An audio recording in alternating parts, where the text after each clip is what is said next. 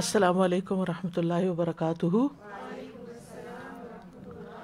کیا حال ہے سب کا؟ الحمد للہ الحمد للہ. اللہ اکبر اللہ اکبر اللہ اکبر لا الہ الا اللہ اللہ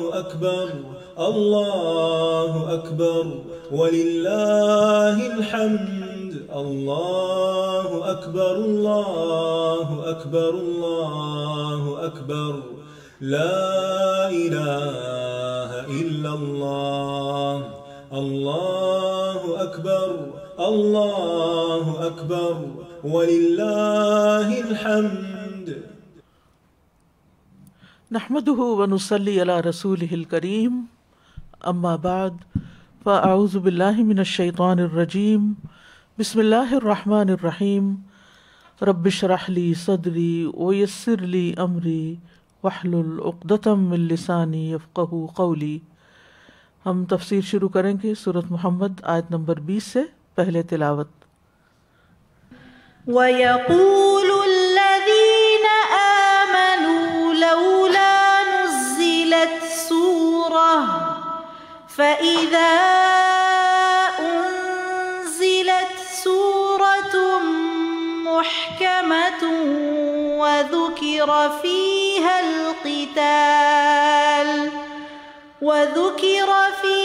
الْقِتَالُ رَأَيْتَ الَّذِينَ فِي قُلُوبِهِم مَّرَضٌ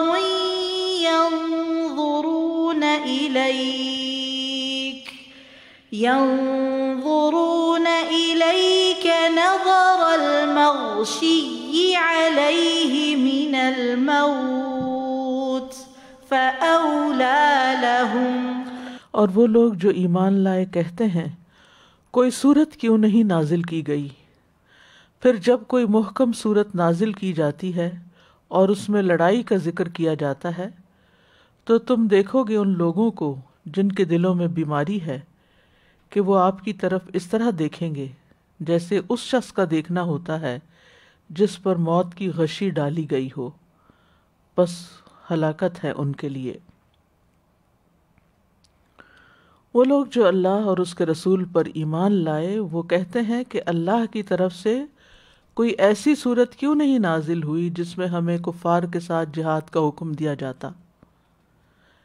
لہٰذا جب ان کے مطالبے پر ان کی خواہش پر کوئی ایسی صورت نازل کر دی جاتی ہے جس میں احکام اور فرائض کو بیان کیا جاتا ہے اور اس میں جہاد کا ذکر ہوتا ہے تو اے نبی صلی اللہ علیہ وسلم آپ دیکھیں گے کہ وہ لوگ جن کے دلوں میں اللہ کے دین کے بارے میں شک ہے، نفاق ہے، وہ آپ کو ایسے دیکھنے لگیں گے جیسے وہ شخص دیکھتا ہے جس کے اوپر موت کے خوف سے غشی طاری ہو جاتی ہے.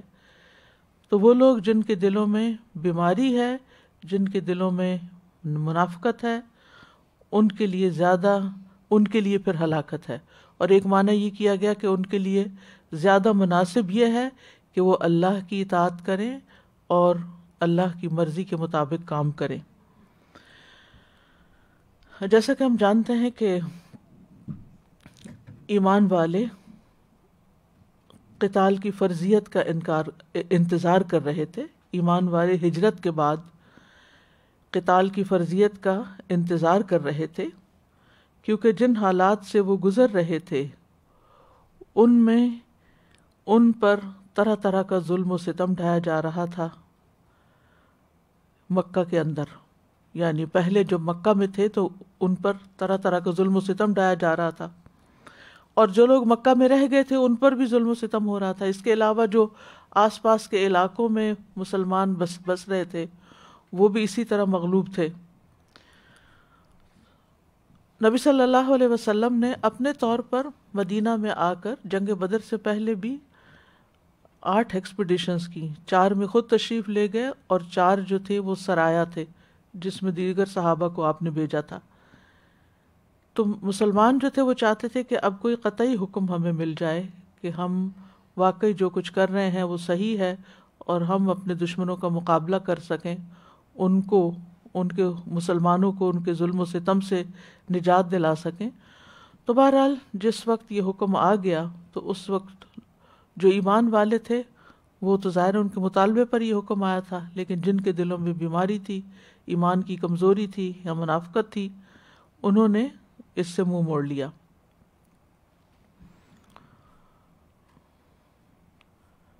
اب اس سے یہ پتہ چلتا ہے کہ دو طرح کے لوگ ہوتے ہیں قرآن سننے کے بعد۔ ایک وہ ہوتے ہیں جو حرص رکھتے ہیں کہ ہمیں کوئی نیکی کا حکم پتہ چلے، ہم اللہ کو راضی کرنے کے لیے کوئی کام کریں، ہمیں اور پتہ چلے اور پتہ چلے۔ یعنی پہلے بھی بہت سا قرآن نازل ہو چکا تھا، لیکن وہ کیا چاہتے تھے کہ اب مزید جو حالات ہمارے ہو رہے ہیں اس کے مطابق ہمیں رہنمائی ملے، ہمیں کوئی اور صورت ہمارے اوپر نازل ہو جس میں ہمیں مزید احکامات بتائے جائیں۔ تو ایک گروہ تو یہ ہوتا ہے، یعنی لا الہ الا اللہ کا اقرار کرنے والوں کا، اور دوسرا وہ ہوتا ہے کہ جب ان کے پاس کوئی حکم آ جاتا ہے تو وہ پریشان ہو جاتے ہیں، ان کا دل گھبرانے لگتا ہے کہ اب ہمیں یہ بھی کرنا پڑے گا۔ اور یہ ایک عمومی رویہ بھی زندگی میں ہوتا ہے۔ کچھ لوگ نیکی کے کاموں کے حریص ہوتے ہیں، وہ اپرچونٹیز کو دیکھتے رہتے ہیں، اور جو ہی کوئی اپرچونٹی سامنے آتی ہے وہ فوراً گریب کرتے ہیں، فوراً وہ کام کر لیتے ہیں۔ اور کچھ لوگ اس کو اپنے لیے وبال جان سمجھتے ہیں کہ اچھا پہلے تو یہ ڈیوٹی تھی، اب ایک ڈیوٹی اور بھی پڑ گئی، اب ایک کام اور بھی مل گیا، اب ایک ذمہ داری اور بھی بڑھ گئی، اچھا اب یہ بھی کرنا ہوگا، وہ بھی کرنا ہوگا۔ تو اس میں آپ دیکھیے کہ دونوں کا پھر معاملہ مختلف ہوتا ہے۔ جو نیکی کے حریص ہوتے ہیں، نیکی کے شوقین ہوتے ہیں، ان کا انجام کچھ اور ہے، کیونکہ ان کا طرز عمل کچھ اور ہے۔ اور جو نیکی کے کاموں سے بھاگتے ہیں اور جی چراتے ہیں اور ٹال مٹول کرتے ہیں، تو پھر ایسے لوگوں کے لیے ایک معنی فَأَوْلَىٰ لَهُمْ کا مطلب یہ ہے کہ ایسے لوگوں کے لیے پھر ہلاکت ہے جو اللہ کی طرف سے حکم آنے کے بعد اس سے ٹال مٹول کریں۔ اور ایک معنی یہ کیا گیا کہ ان کے لائق یہی ہے جس کا تعلق اگلی آیت سے ہے، جس کی وضاحت وہاں پر ہوگی۔ امام راضی کہتے ہیں کہ جب اللہ نے منافق اور کافر کا حال بیان کر دیا اور ہدایت یافتہ مومن کے علمی آیات، یعنی وہ آیات جو توحید اور حشر وغیرہ پر مشتمل ہوتی ہیں، ان کے سننے کے بعد ان کی حالت کو بیان کیا، تو اس کے بعد اللہ نے ان کی عملی آیات کے بعد ہونے والی حالت کو بیان کیا ہے، یعنی پھر ان کے عمل کے مطابق ان کا حال کیا ہوگا۔ پس مومن ان آیات کے آنے کا منتظر رہتا ہے اور ان کے نازل ہونے کی طلب کرتا ہے، اور جب اللہ کی طرف سے شرعی ذمہ داری کے حکم میں تاخیر ہوتی ہے تو کہتا ہے مجھے کسی عبادت کا حکم کیوں نہیں دیا گیا۔ اور آپ نے دیکھا ہوگا کہ جو لوگ زندگی میں اللہ تعالیٰ کے احکامات پر شوق سے عمل کر رہے ہوتے ہیں، نیکی کے کاموں میں دوڑ رہے ہوتے ہیں، اگر کسی وجہ سے کوئی رکاوٹ آ جاتی ہے تو وہ پریشان ہو جاتے ہیں کہ ہم اس سے بہتر کر رہے تھے، ہم کمی کیوں ہو گئی۔ لیکن جن کے دلوں میں بیماری ہوتی ہے وہ شکر کرتے ہیں کہ چھٹیاں ہوئیں اور جو کر رہے تھے اس سے بھی فارغ ہوئے، اب ہم آرام کی زندگی گزاریں۔ مومن جو ہے وہ دنیا میں آرام کی زندگی کا طلبگار نہیں ہوتا کہ میرے سارے کام ختم ہو جائیں اور میں پھر کچھ بھی نہ کروں۔ وہ سمجھتا ہے کہ یہ زندگی بڑی قیمتی ہے اور میں نے اسی میں کمانا ہے، اپنی آخرت کے لیے جو کچھ کمانا ہے۔ وہ فارغ ہو کر پریشان ہوتا ہے، وہ آرام کر کے پریشان ہوتا ہے، اس پر اپنی نیند بھی بھاری ہوتی ہے کہ کاش میں اس سے کم سو کر گزارا کر لیتا اور اپنی آخرت کے لیے کچھ کرتا۔ اسی لیے وہ اپنی راتوں کی نیند قربان کر کے تتجافی جنوبہم عن المضاجع، ان کے لیے تہجد کے لیے اٹھنا آسان ہوتا ہے، ان کے لیے روزہ رکھنا آسان ہوتا ہے، ان کے لیے صدقہ خیرات کرنا آسان ہوتا ہے، کیونکہ وہ نیکی کے حریص اور شوقین ہوتے ہیں۔ اس کے برعکس جن کے دلوں میں بیماری ہوتی ہے ان پہ ہر حکم بجلی بن کے گرتا ہے کہ اب یہ بھی کرنا ہوگا اور یہ بھی کرنا ہوگا۔ اور خاص طور پر جس سے انسان کے ایمان اور نفاق میں تمیز ہوتی ہے، اور وہ قتادہ کہتے ہیں کہ ہجرت اور جہاد ہوتا ہے جس کا حکم آنے پر پھر واقعی پتہ چل جاتا ہے کہ کس کے اندر خالص ایمان ہے اور کس کے اندر نفاق ہے۔ تنتاوی کہتے ہیں کہ منافق کی صورتحال یہ ہوتی ہے کہ جب کوئی ایسا آیت یا حکم نازل ہوتا ہے جس میں کسی شرعی احکام کی پابندی کا حکم ہوتا ہے تو منافق اسے ناپسند کرتا ہے. بس اللہ سبحانہ تعالیٰ نے علم اور عمل میں دونوں گروہوں کے حال کا فرق اور ان کے باہم جدا ہونے کا فرق بیان کیا ہے. بس منافق نہ علم سمجھتا ہے نہ عمل کا ارادہ کرتا ہے، یعنی نہ اللہ کی بات اس کو سمجھ آتی ہے اور نہ عمل کرنے کا شوق. مومن علم بھی رکھتا ہے اور عمل کرنا بھی پسند کرتا ہے. اور یہاں پر یہ جو آیت کے اندر مغشی علیہ من الموت کی بات کی گئی، تو یہ موت کے وقت کا ایک سین بتایا گیا ہے کہ جس میں انسان کے اوپر موت کی جب غشی طاری ہوتی ہے تو اس کو دنیا سے بے تعلقی ہو جاتی ہے اور اس کی نظر آخرت کی طرف ہو جاتی ہے، اور اس میں انسان کو پھر کچھ اگر آس پاس والے کچھ کہیں بھی تو اس کو کچھ سمجھ نہیں آتا کہ وہ اس سے کیا کہہ رہے ہیں. تو منافق کا حال یہ بتایا گیا ہے کہ اس کے اوپر یوں لگتا ہے جیسے اللہ کا حکم سن کے موت طاری ہو گئی اور اس کو اب کچھ سمجھ نہیں آ رہا کہ اب کیسے فرار حاصل کرے اور کیا کرے. اگلی آیت ہے طاعۃ وقول معروف فإذا عزم الأمر فلو صدقوا الله لكان خيرا لهم. حکم ماننا اور اچھی بات کہنا، پھر جب حکم لازم ہو جائے تو اگر وہ اللہ سے سچے رہیں تو یقیناً ان کے لیے بہتر ہو. یہ اولا لہم کا تعلق اس آیت سے بھی بتایا جاتا ہے، یعنی ان منافقین کے لیے بہتر یہ تھا کہ وہ اللہ اور اس کے رسول کی بات مانتے، یعنی اولا لہم طاعۃ وقول معروف، اور رسول اللہ صلی اللہ علیہ وسلم کے بارے میں زبان سے اچھی بات نکالتے. اور انہوں نے جو جہاد کا حکم آنے سے پہلے عہد کیا تھا کہ جب وہ وقت آئے گا تو ہم مل کر اللہ کے رسول کے ساتھ جہاد کریں گے، تو وقت آنے پر ان کی کیفیت ہی بدل گئی. تو اگر وہ اپنے عہد میں سچے ثابت ہوتے تو یہ باتیں ان کی دنیا اور آخرت دونوں کے لیے بہتر تھیں. فَإِذَا عَزَمَ الْأَمْرُ یعنی حکم لازم ہو گیا جب، فَلَوْ صَدَقُوا اللَّهَ اگر وہ اللہ سے سچے رہتے، یعنی جو باتیں انہوں نے پہلے عہد کیے تھے اور زبانی کلامی باتیں کی تھی تو انہی کے حق میں بہتر تھا. یعنی اللہ کا کوئی حکم ایسا نہیں کہ جس میں بندے کے لیے ہلاکت ہو. یا ایھا الذین آمنوا استجیبوا للہ وللرسول اذا دعاکم لما یحییکم. اللہ تعالیٰ فرماتے ہیں اے لوگو جو ایمان لائے ہو اللہ اور اس کے رسول کی پکار پہ لبیک کو، جب وہ تمہیں اس چیز کی طرف بلائیں جو تمہیں زندہ کرتی، یعنی زندگی بخشنے والی. یعنی قرآن کے احکامات جو ہیں، نبی صلی اللہ علیہ وسلم کے احکامات کی طرف سے جو ارشادات ہیں وہ انسان کو زندگی بخشنے والے ہیں، انسان کے لیے موت نہیں ہے. تو اس لیے کبھی بھی انسان کو دین کی کوئی بات پتہ چلے تو اس پہ دل تنگ نہیں ہونا چاہیے. ٹھیک ہے، انسان کو اپنی کمزوریوں کا بھی پتہ ہوتا ہے کہ میں یہ کام کس درجے میں کر سکتا ہوں یا نہیں، لیکن ناراض نہیں ہونا چاہیے. انسان کو خوش ہونا چاہیے کہ الحمدللہ اللہ کی طرف سے رہنمائی مل گئی. عمل کی توفیق مانگنی چاہیے بجائے اس کے کہ انسان بے عملی کے بہانے ڈھونڈے. عمل کی توفیق مانگے، اطاعت کرے اور اچھی بات زبان سے نکالے. طاعۃ وقول معروف، کیونکہ بعض اوقات ہمیں کوئی بات بتاتا ہے تو ہم فوری ریاکشن اس پہ کرتے ہیں اور کوئی اس حکم کے بارے میں کوئی نہ کوئی تبصرہ کر دیتے ہیں. اور اچھی بات کیا ہے؟ وقالوا سمعنا واطعنا. بحیثیت مومن ہمارا کام کیا ہے کہ اللہ کا حکم آئے تو ہم بس مان لیں. عام طور پر مجالس کے اندر جب دین ڈسکس ہو رہا ہوتا ہے تو آپ نے دیکھا ہوگا کہ مختلف لوگ مختلف طرح سے رائے کا اظہار کرتے ہیں. کچھ لوگ ہوتے ہیں وہ ان باتوں کو سن کے خوش ہوتے ہیں اور اس کے اندر سے کوئی خیر کا پہلو نکالتے ہیں، اور کچھ لوگ ہیں جو اللہ تعالیٰ کے احکامات میں سے کوئی نہ کوئی ایسی چیز ذکر کرتے ہیں کہ جس سے دوسروں کا بھی morale ڈاؤن ہو.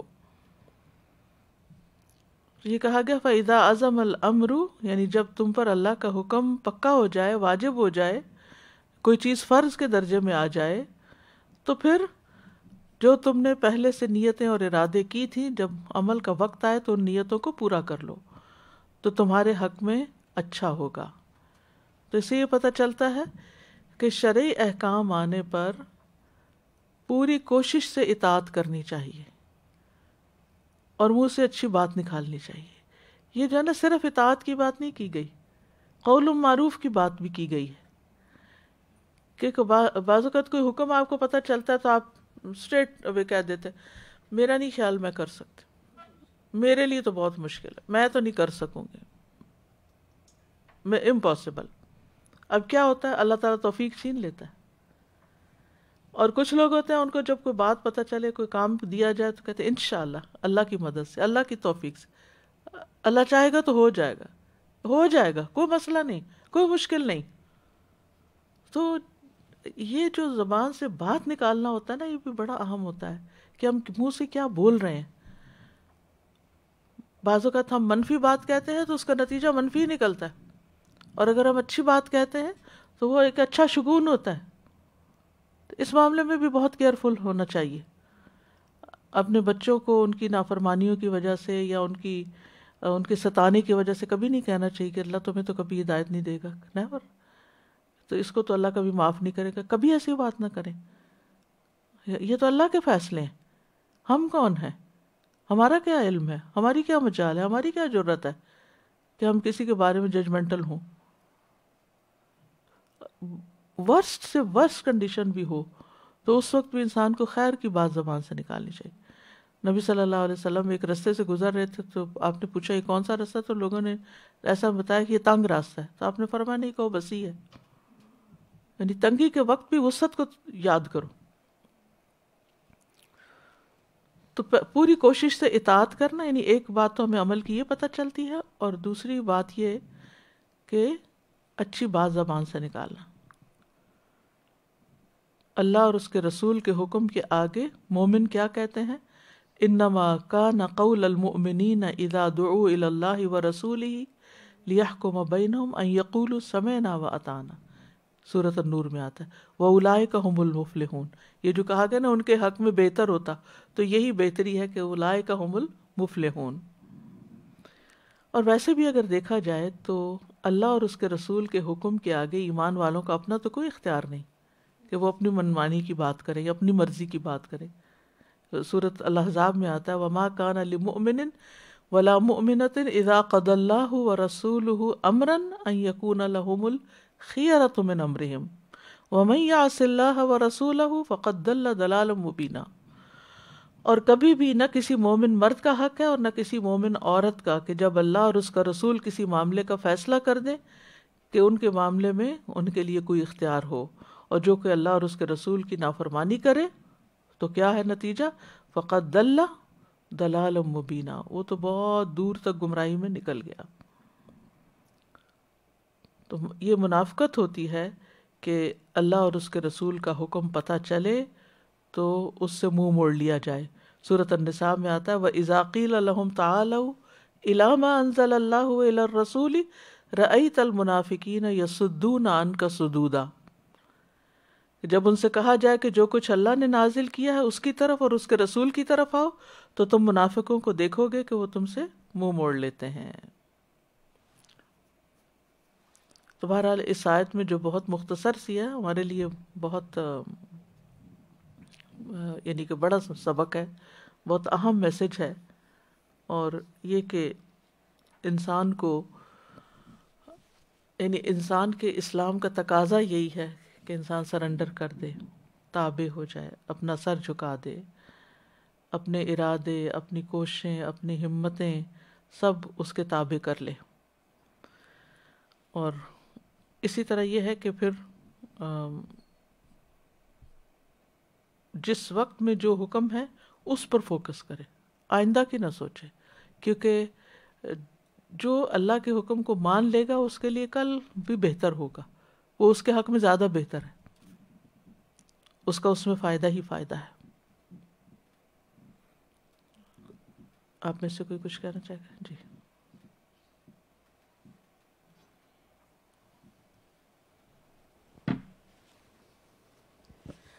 جی یہاں پہ میرے ذہن میں یہ خیال آ رہا تھا کہ قرآن میں 4 یا 5 دفعہ آیا نا رضی اللہ عنہ و رضوا عنہ.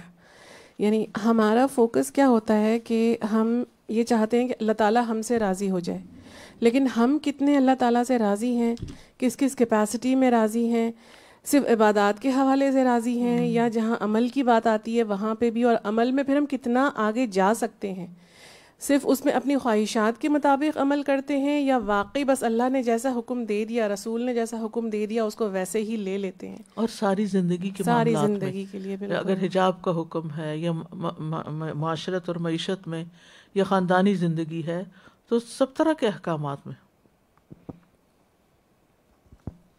یہ تو واقعی یہ جو ایٹیٹیوڈ ہے لوگوں کا کہ کچھ لوگ کہتے ہیں کہ ہاں ہو جائے گی چیز، انشاءاللہ ہو جائے گی، کچھ کہتے ہیں کہ نہیں ہو ہی نہیں سکتا.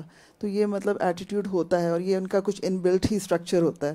مطلب چھوٹی چھوٹی چیزیں ہیں، جیسے ہسبینڈ نے کہا کہ آج شام کو کچھ لوگوں نے آنا ہے کھانے پہ، تو کھانا بیوی کہتی ہے نہیں آج تو نہیں ہو سکتا، تو وہ فوری طور پہ.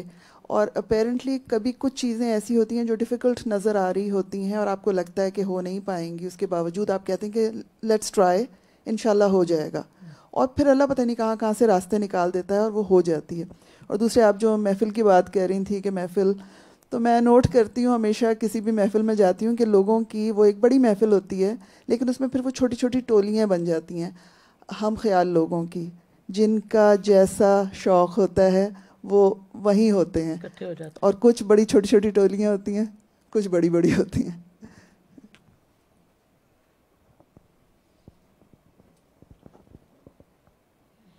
استاذہ جی جو قول معروفن کی بات ہے نا، یہ بہت پتے کی بات ہے، کیونکہ آپ خود تو تیار ہو گئے اور آپ نے کر دیا، لیکن پھر اس کے بعد آپ نیگیٹو بول رہے ہیں جہاں بھی جا رہے ہیں. اتنی گرمی ہے، حجاب بڑا مشکل ہوتا ہے، گرمی کے موسم میں ونٹر ہے تو ابایا مشکل ہوتا ہے، مطلب آپ کر بھی رہے ہیں اس کے بعد آپ نیگیٹو بھی بول رہے ہیں. تو اس سے جیسے آپ نے فرمایا نا کہ دوسرے لوگ بھی بدزن ہو جاتے ہیں، ان کا بھی مورال ڈاؤن ہو جاتا ہے. اور دوسرے ایک یہ جو بات ہے کہ حکم کا انتظار کر رہے تھے، تو مجھے لگتا ہے کہ جیسے آپ ورک پلیسز پہ بھی کچھ لوگ ہوتے ہیں اپنا کام کر کے تو پھر آ کے پوچھتے ہیں اچھا میرا تو جو ریگولر روٹین کا ہے وہ ختم ہو گیا، اب کچھ اور ہے تو آپ بتائیے. اور کچھ ہوتے ہیں کہ جو اسی کو لٹکا رہے ہوتے ہیں، اچھا ابھی تو بہت ٹائم ہے چلو اس کو تھوڑا اور آرام سے کر لیتے ہیں، تھوڑا جا کے چائے پی آتے ہیں، تھوڑا یہ کر لیتے ہیں. کچھ لوگ اپنے اس وقت کو اس پہ ٹال رہے ہوتے ہیں. تو بالکل یہی ماشاءاللہ صحابہ کا رویہ ایک رویہ ہے، یعنی انسانوں کا ایک ایٹیٹیوڈ ہے یہ کہ کچھ لوگ ان کو جب کچھ کرنے کو کہا جاتا ہے یا کوئی کام ان پہ آ رہا ہوتا ہے تو وہ اس کو خوشی سے لیتے ہیں، اور کیونکہ وہ سمجھتے ہیں کہ کام میں زندگی ہے، کام میں فائدہ ہے، کام میں ترقی ہے، کام میں کامیابی ہے. اور کچھ لوگ ٹال مٹول سے کام لیتے ہیں، سستی سے کام لیتے ہیں، اس سے جی چراتے ہیں، بچنا چاہتے ہیں، پیچھے چھپ جاتے ہیں کہ ہم نہ کہیں ہم پہ نہ ڈال دیا جائے. جیسے کام چور ہوتا ہے نا، یعنی دنیاوی معاملات میں بھی کام چوری والی عادت ہوتی ہے کچھ لوگوں کی، اور کچھ لوگ بہت خوشی سے کام کرنے والے ہوتے ہیں. تو اچھا یہ نا لکان خیر اللہم کی جو بات ہے نا، یہ بھی بڑی پتہ کی بات ہے. لکان خیر اللہم، جو کام چور ہوتے ہیں ان کے فیوچر آپ دیکھیں کیسا ہوتا ہے، اور جو کام کرنے والے ہوتے ہیں ان کا فیوچر کیسا ہوتا ہے. لکانہ آپ نے تو ابھی کہا لکانہ خیر اللہ کو، میں اس سے پہلے دیکھ رہی تھی اور یہ میں نے پورا انڈر لائن اپنی لائف کے لیے، جیسے ایک کوئی ہوتا ہے نا اپنا موٹا بنا، فلو صدقو، تو وہ سچے رہیں گے اللہ سے. تو جب آپ کئی مرتبہ ایسا ہوتا ہے کہ آپ کو اگر کوئی کام دیا جاتا ہے آپ ڈاما ڈول ہوتے ہیں، پتہ نہیں میں یہ پورا کر سکوں گی نہیں کر سکوں گی. ابھی ریسنٹلی کوئی سے شیئر کرا تھا، کوئی آن لائن کا کام تھا کیونکہ ہر چیز آن لائن ہو رہی ہے، تو کوئی کام کرنا تھا اور وہ کہتی رہی بار بار کہ پتہ نہیں ہے مجھے آتا نہیں ہے کرنا، لیکن میں یہ کیسے کروں گی کیسے. لیکن جو اللہ تعالیٰ سے سچے دل سے دعائیں بھی مانگتے ہیں اللہ تعالیٰ راستے کھول دیتے ہیں استاذہ جی. اور میں نے اپنے ساتھ بھی دیکھا ہے، مجھے سارے کام کئی دفعہ نہیں آ رہے ہوتے، لیکن اس وقت انسان جب فلو جو وہ ہے نا برڈ بہت زیادہ وہ ہے، پھر اگر وہ سچے رہیں اللہ سے، البتہ ہوگا بہتر ان کے لیے. تو وہی بات آ جاتی ہے کہ یعنی اخلاص بہت میٹر کرتا ہے، اخلاص اور نیت اور اخلاص میٹر کرتا ہے. اور پھر یہ کہ انسان اسی طرف جد و جہد بھی کرنے لگتا ہے اور اللہ تعالیٰ راستے بھی کھولتا ہے. والذین جاہدوا فینا لنہدینہم سبلنا. سازا جی مجھے یہ چیز یاد آ رہی تھی کہ جہاں اطاعت کی جب بھی بات آتی ہے حضرت ابراہیم علیہ السلام کی لائف پوری سامنے آ جاتی ہے اور ان کا ایٹیٹیوڈ جو تھا اللہ سبحانہ و تعالیٰ کے ہر حکم پہ سرنڈر کرنا. اسلم تو بس ایسا یاد آتا. اور اسی بات پر جب سٹارٹ ہوئی تھی قرآن کی کلاسز بھی جب 2005 میں، تو تب جب میں پہلی دفعہ جب میں نے حضرت ابراہیم علیہ السلام کا سورہ بقرہ میں اور ذکر آیا تھا تو بس ایسا لگتا تھا اب جب انہوں نے کسی بات کا نہ نہیں کہا اللہ سبحانہ و تعالیٰ کو، تو ہم کیا چیز ہیں جو ہم یہ کہیں کہ اب مجھے یہ ابھی نہیں کرنا بعد میں کریں گے. انہوں نے کہا اسلم تو، ہر چیز پہ سرنڈر کر دیا. الحمدللہ. آیت 22. فَهَلْ عَسَيْتُمْ إِن تَوَلَّيْتُمْ أَن تُفْسِدُوا فِي الْأَرْضِ وَتُقَطِّعُوا أَرْحَامَكُمْ. پھر یقیناً تم قریب ہو اگر تم حاکم بن جاؤ کہ زمین میں فساد کرو اور اپنے رشتوں کو بالکل ہی قطع کر دو. تو اس آیت میں انہی منافقین کو خطاب ہے. اللہ تعالیٰ فرماتے ہیں کہ اگر تم اپنے ظاہری ایمان سے بھی پھر جاؤ گے اور صریح کفر کا اعلان کر دو گے. تولی تم کا ہوتا ہے منہ موڑنا. یہاں ایک معنی یہ اور ایک حاکم بننا. یعنی اگر تم منہ موڑ جاؤ گے تو نتیجہ کیا نکلے گا کہ تم پھر دور جاہلیت میں لوٹ جاؤ گے. اور دور جاہلیت میں تم کیا کرتے تھے؟ ان تفسدوا فی الارض، زمین میں فساد کرو گے، قتل و غارت کرو گے. وتقطعوا ارحامکم، اور اپنے رشتوں کو بالکل ہی قطع کر دو گے. یعنی نیکی اور صلہ رحمی کرنے کی بجائے ان سے جنگ کرو گے جیسے کہ ماضی میں کرتے رہے. اور ایک معنی کیا ہے کہ اپنے اختیار اور اقتدار کا غلط استعمال کرو گے. اگر تم حاکم بن جاؤ تو پھر تم ایک دوسرے کو ناحق قتل کرو گے. فَهَلْ عَسَيْتُمْ کا مطلب ہے لَعَلَّكُمْ، یعنی تم سے یہ اندیشہ ہے، تم سے یہ متوقع ہے کہ اگر تم منہ موڑ گئے تو پھر، یعنی منہ موڑ گئے ایک معنی دین سے منہ موڑ گئے تو پھر دور جاہلیت میں پلٹو گے اور وہی کرو گے جو پہلے کرتے رہے. اور دوسرا معنی کیا ہے؟ اگر تم جہاد سے منہ موڑ گئے، کیونکہ جہاد کی فرضیت کا ذکر ہے نا خاص طور پر یہاں، تو اگر اس خاص معنی میں لیا جائے تو اگر تم جہاد سے منہ موڑ گئے تو پھر کیا کرو گے؟ جس طرح آپس میں پہلے تمہارے قبائل لڑا کرتے تھے تم پھر وہی طرز عمل اختیار کر دو گے. یعنی زمانے جاہلیت کی طرف لوٹ جاؤ گے اور باہم خون ریزی کرو گے اور قطع رحمی کرو گے.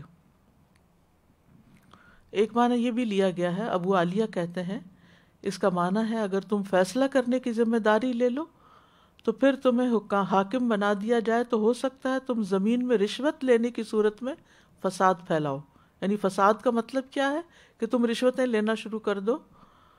اور کلبی کہتے ہیں اس کا مطلب ہے کہ اگر تم امت اسلامیہ کی ذمہ داری کے معاملے کی ذمہ داری اٹھا لو تو قریب ہے کہ تم زمین میں ظلم و ستم کر کے فساد برپا کرو. ٹھیک ہے. اور ابن جریج کہتے ہیں کہ اس کا معنی ہے اگر تم اطاعت سے منہ پھیر لو تو ہو سکتا ہے تم زمین میں نافرمانیوں اور رشتہ داریوں کو کاٹنے کی صورت میں فساد پھیلاؤ. کعب کہتے ہیں اس کا مطلب یہ ہے کہ اگر تم حکمرانی کی ذمہ داری اٹھا لو، یعنی کسی بھی سطح پر تم حکمران بن جاؤ تو ہو سکتا ہے کہ تم ایک دوسرے کو قتل کرنے لگو.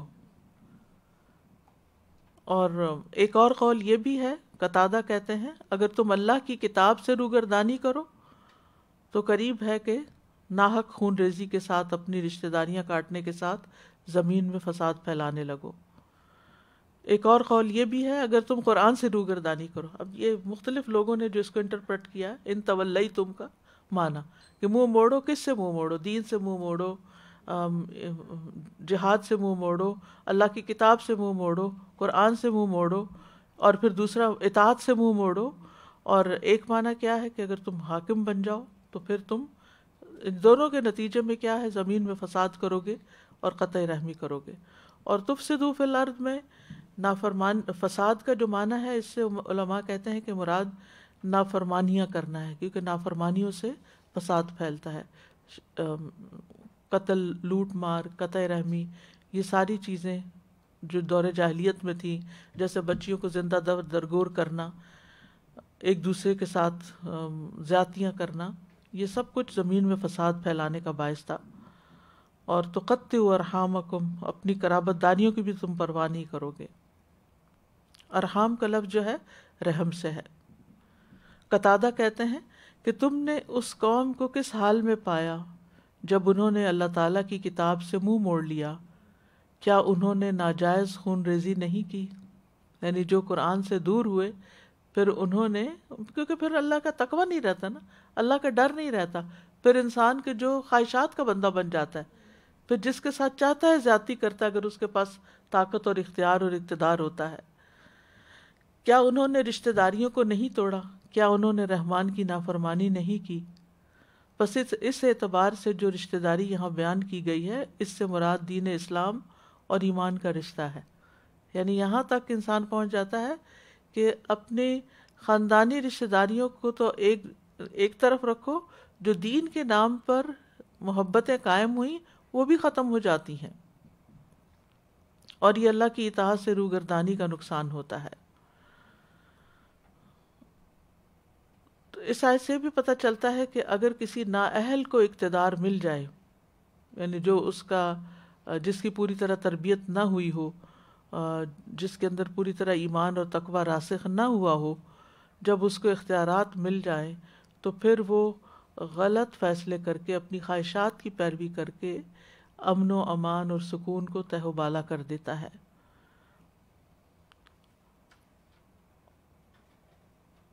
اور منافقین جو جہاد کے لیے تیار نہیں تھے، اگر وہ یہاں مراد ہوں کہ اگر اس نفاق کی کیفیت میں ان کو بڑی بڑی ذمہ داریاں دے دی جائیں اور کامیابیاں ان کو مل جائیں، تو پھر بھی ان سے کسی بھلائی کی توقع نہیں کی جا سکتی،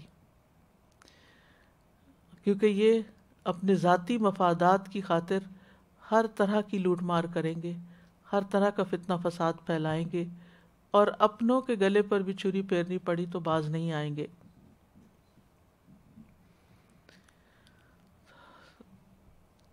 تو بہرحال یہ ایک حقیقت ہے کہ جو شخص بھی اللہ تعالیٰ کی اطاعت نہیں کرتا، اللہ سے نہیں ڈرتا، پھر اس سے کوئی خیر کی توقع نہیں کی جا سکتی. بظاہر اگر اس کا کوئی شر نمایاں نہیں بھی تو کسی امتحان کے موقع پر وہ نمایاں ہو جائے گا. یہاں پر خاص طور پر فساد کے بعد جو خصوصی برائی جس کا ذکر کیا گیا وہ قطع رحمی ہے. قرآن مجید میں متعدد مقامات پر قطع رحمی کرنے والوں کی مذمت کی گئی ہے. سورۃ البقرہ میں آتا ہے وَيَقْطَعُونَ مَا أَمَرَ اللَّهُ بِهِ أَن يُوصَلَ وَيُفْسِدُونَ فِي الْأَرْضِ.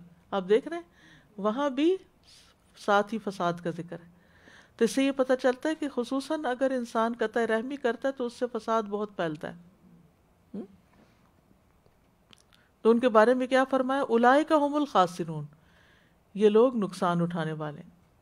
پھر سورۃ الرعد میں آتا ہے وَيَقْطَعُونَ مَا أَمَرَ اللَّهُ بِهِ أَن يُوصَلَ وَيُفْسِدُونَ فِي الْأَرْضِ. وہاں بھی یہ دونوں چیزیں ساتھ ہیں. اولئک لَهُمُ اللعنۃ وَلَهُمْ سوءُ الدار، ایسے لوگوں کے لیے لعنت اور گھر کی خرابی ہے. تو بہرحال شرک کے بعد سب سے زیادہ حقوق العباد میں جو ناپسندیدہ عمل ہے وہ قطع رحمی ہے. ایک صحابی نے سوال کیا اے اللہ کے رسول کون سے اعمال اللہ کو سب سے زیادہ ناپسند ہیں؟ آپ نے فرمایا اللہ کے ساتھ شریک ٹھہرانا. میں نے کہا اللہ کے رسول پھر کون سا عمل؟ فرمایا قطع رحمی. میں نے کہا اللہ کے رسول پھر کون سا عمل؟ فرمایا برائی کا حکم دینا اور نیکی سے روکنا. لیکن یہ افسوس کے ساتھ کہنا پڑتا ہے کہ چھوٹی چھوٹی باتوں پر لوگوں نے آپس کے تعلقات ختم کیے ہوئے ہیں اور رشتہ داریاں کاٹی ہوئی ہیں اور ایک دوسرے کو دیکھنا نہیں چاہتے، ایک دوسرے کو ملنا نہیں چاہتے. تو یہ کوئی معمولی جرم نہیں ہے، اس کے کانسیکوینسز ٹھیک نہیں، دنیا میں بھی اور آخرت میں بھی. جیسے رزق میں اضافہ اور عمر میں اضافہ اور کوالٹی لائف صلہ رحمی سے ملتی ہے، اور اگر قطع رحمی ہے تو اس سے برعکس معاملہ ہوگا. نبی صلی اللہ علیہ وسلم نے مکہ میں جو ابتدائی تعلیم دی تھی بالکل بیسک، اس میں صلہ رحمی کرنے کا حکم تھا. عمر بن ابسہ کہتے ہیں میں مکہ میں نبی صلی اللہ علیہ وسلم کی خدمت میں حاضر ہوا. آپ سے پوچھا آپ کون ہیں؟ آپ نے فرمایا میں نبی ہوں. میں نے پوچھا نبی کیا ہوتا ہے؟ آپ نے فرمایا اللہ نے مجھے بھیجا ہے. میں نے کہا آپ کو کیا پیغام دے کر بھیجا ہے؟ آپ نے فرمایا اللہ نے مجھے صلہ رحمی کا حکم دے کر بھیجا. پہلا کام جو بتایا وہ صلہ رحمی کا، رشتوں کو جوڑنے کا تھا. اللہ کو ایک قرار دینے، بتوں کو توڑنے اور اللہ کو ایک قرار دینے اور اس کے ساتھ کسی کو شریک نہ ٹھہرانے کا پیغام دے کر بھیجا ہے. اور قطع رحمی کے نقصانات کیا ہیں؟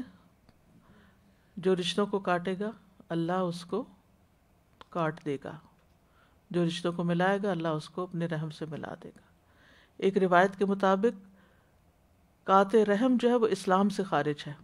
رسول اللہ صلی اللہ علیہ وسلم نے فرمایا اگر دو آدمی اسلام میں داخل ہوں اور ایک دوسرے سے قطع تعلقی کر لیں تو ان میں سے ایک اسلام سے نکل جاتا ہے یہاں تک کہ قطع تعلقی سے باز آ جائے، یعنی ظلم کرنے والا نکل جاتا ہے. قطع رحمی اعمال میں قبولیت کے راستے میں رکاوٹ ہے، اعمال کی قبولیت میں رکاوٹ بنتا ہے. رسول اللہ صلی اللہ علیہ وسلم نے فرمایا یقیناً بنی آدم کے اعمال ہر جمعرات کو پیش کیے جاتے ہیں اور کسی قطع رحمی کرنے والے کے اعمال قبول نہیں کیے جاتے. آپ نیکیاں کر رہے ہیں، آپ بہت کچھ محنت کر رہے ہیں اور آپ کے عمل قبول ہی نہیں ہے. تو اس لیے کتنا ضروری ہے کہ ہم اپنے رشتوں کی اصلاح کریں. اور یاد رکھیے اس معاملے میں خواتین مردوں سے بھی زیادہ اہم رول پلے کر سکتی ہیں. قطع رحمی دنیاوی تنگی کا باعث ہے. نبی صلی اللہ علیہ وسلم نے فرمایا جس نے قطع رحمی کی یا جھوٹی قسم اٹھائی وہ مرنے سے پہلے اس کا وبال دیکھے گا، یعنی اس کی سزا اور اس کی تکلیف دنیا میں بھی انسان میں آ جاتی ہے. ایسا گناہ ہے جس کی سزا دنیا میں بھی جلد مل جاتی ہے.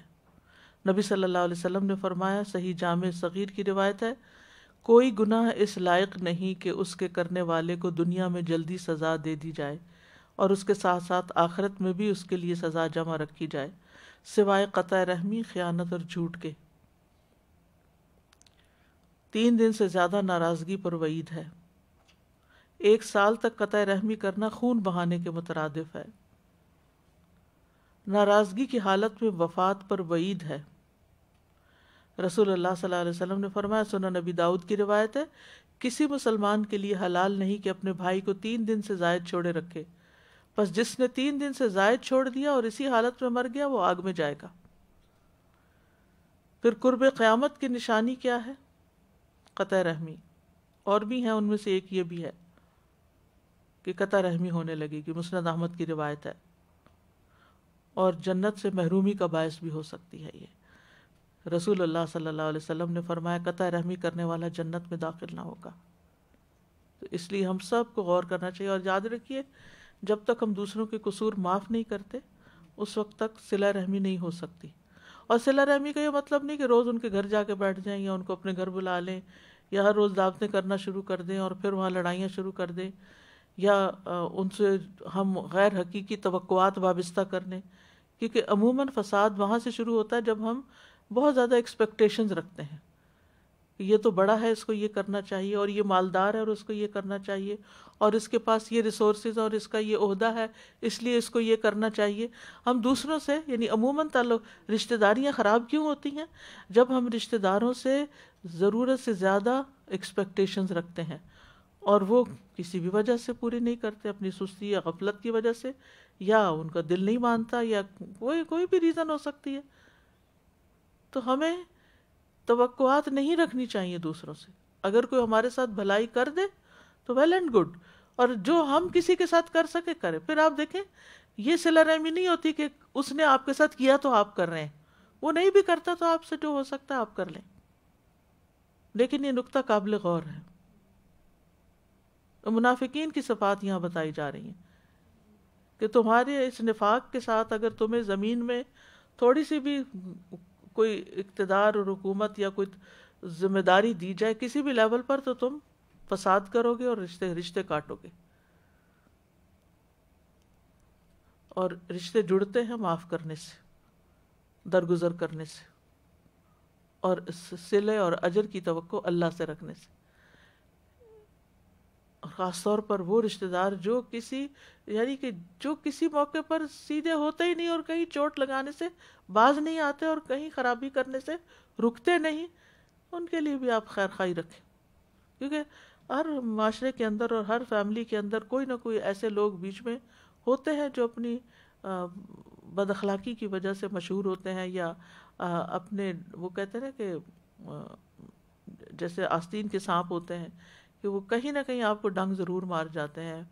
محتاط ضرور رہیں لیکن اچھے سے سلام کریں، اچھے سے بات کریں.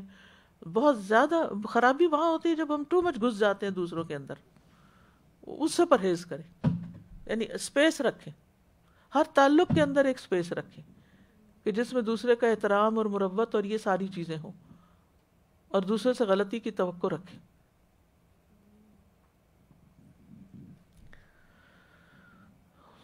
آیت نمبر 23.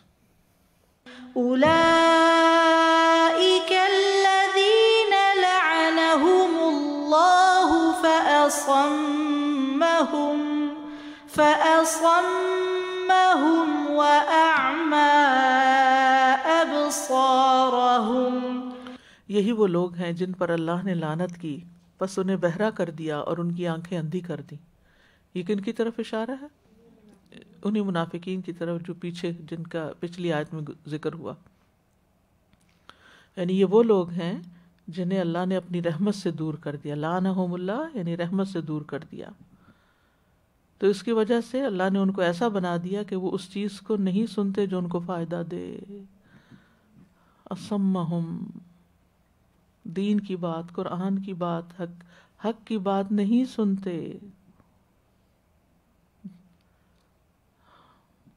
نہ وہ اسے دیکھتے ہیں. وہ اعمیٰ ابصارہم، یعنی اللہ کے دلائل کو نہ سنتے ہیں نہ دیکھتے ہیں، جو کائنات میں دلائل ہیں اور جو قرآن میں ہیں ان کی طرف سے منہ موڑے ہوئے ہیں. لا حول ولا قوت الا باللہ. لہٰذا وہ ہر طرح کی خیر سے محروم ہیں،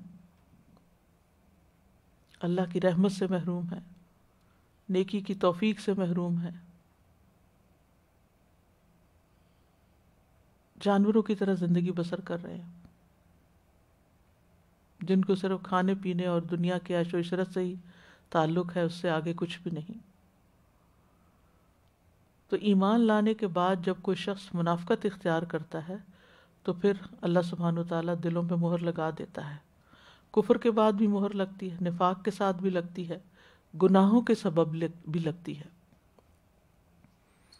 سورۃ الاعراف میں آتا ہے اولم یہد للذین یرثون الارض من بعد اہلها ان لو نشاء اصبناہم بذنوبہم ونطبع علی قلوبہم فہم لا یسمعون.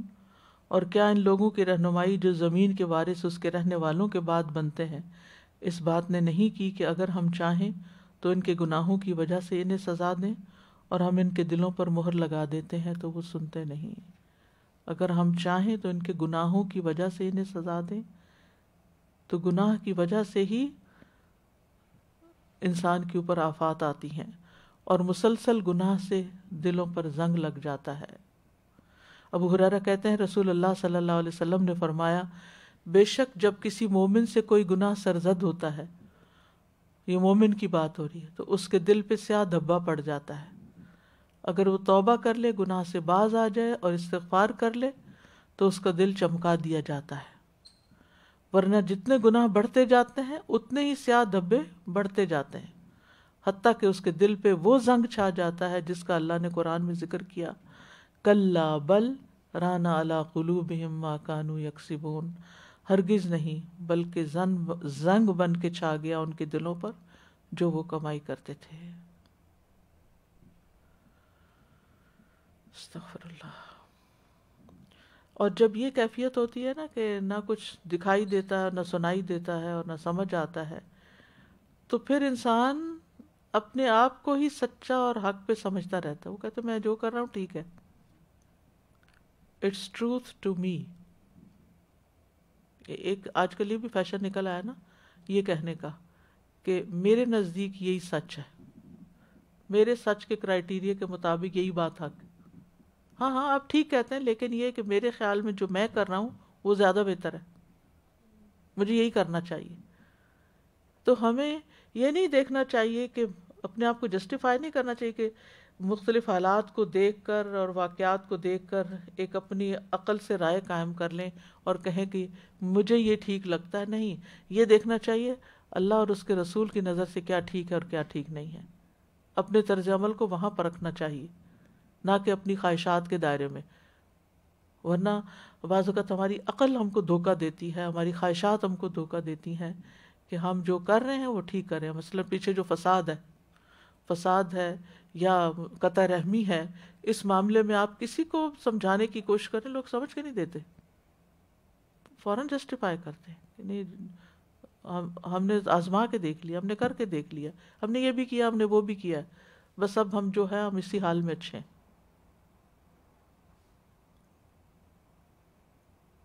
یا پھر ون سائیڈڈ اپنی طرف کی سٹوری سنا کے فتویٰ لیں گے کہ ہمارے ساتھ یہ ظلم ہوا، ہمارے ساتھ یہ ظلم ہوا. یہ بتانا کبھی بھی نہیں چاہیں گے کہ پھر جواباً ہم نے کیا کیا تھا. تو کوئی بندہ نہ دیکھتا ہو، اللہ تو سب کچھ دیکھتا ہے نا. تو یہ کوئی چھوٹی سی سزا نہیں ہے کہ اللہ نے ان کو بہرا کر دیا.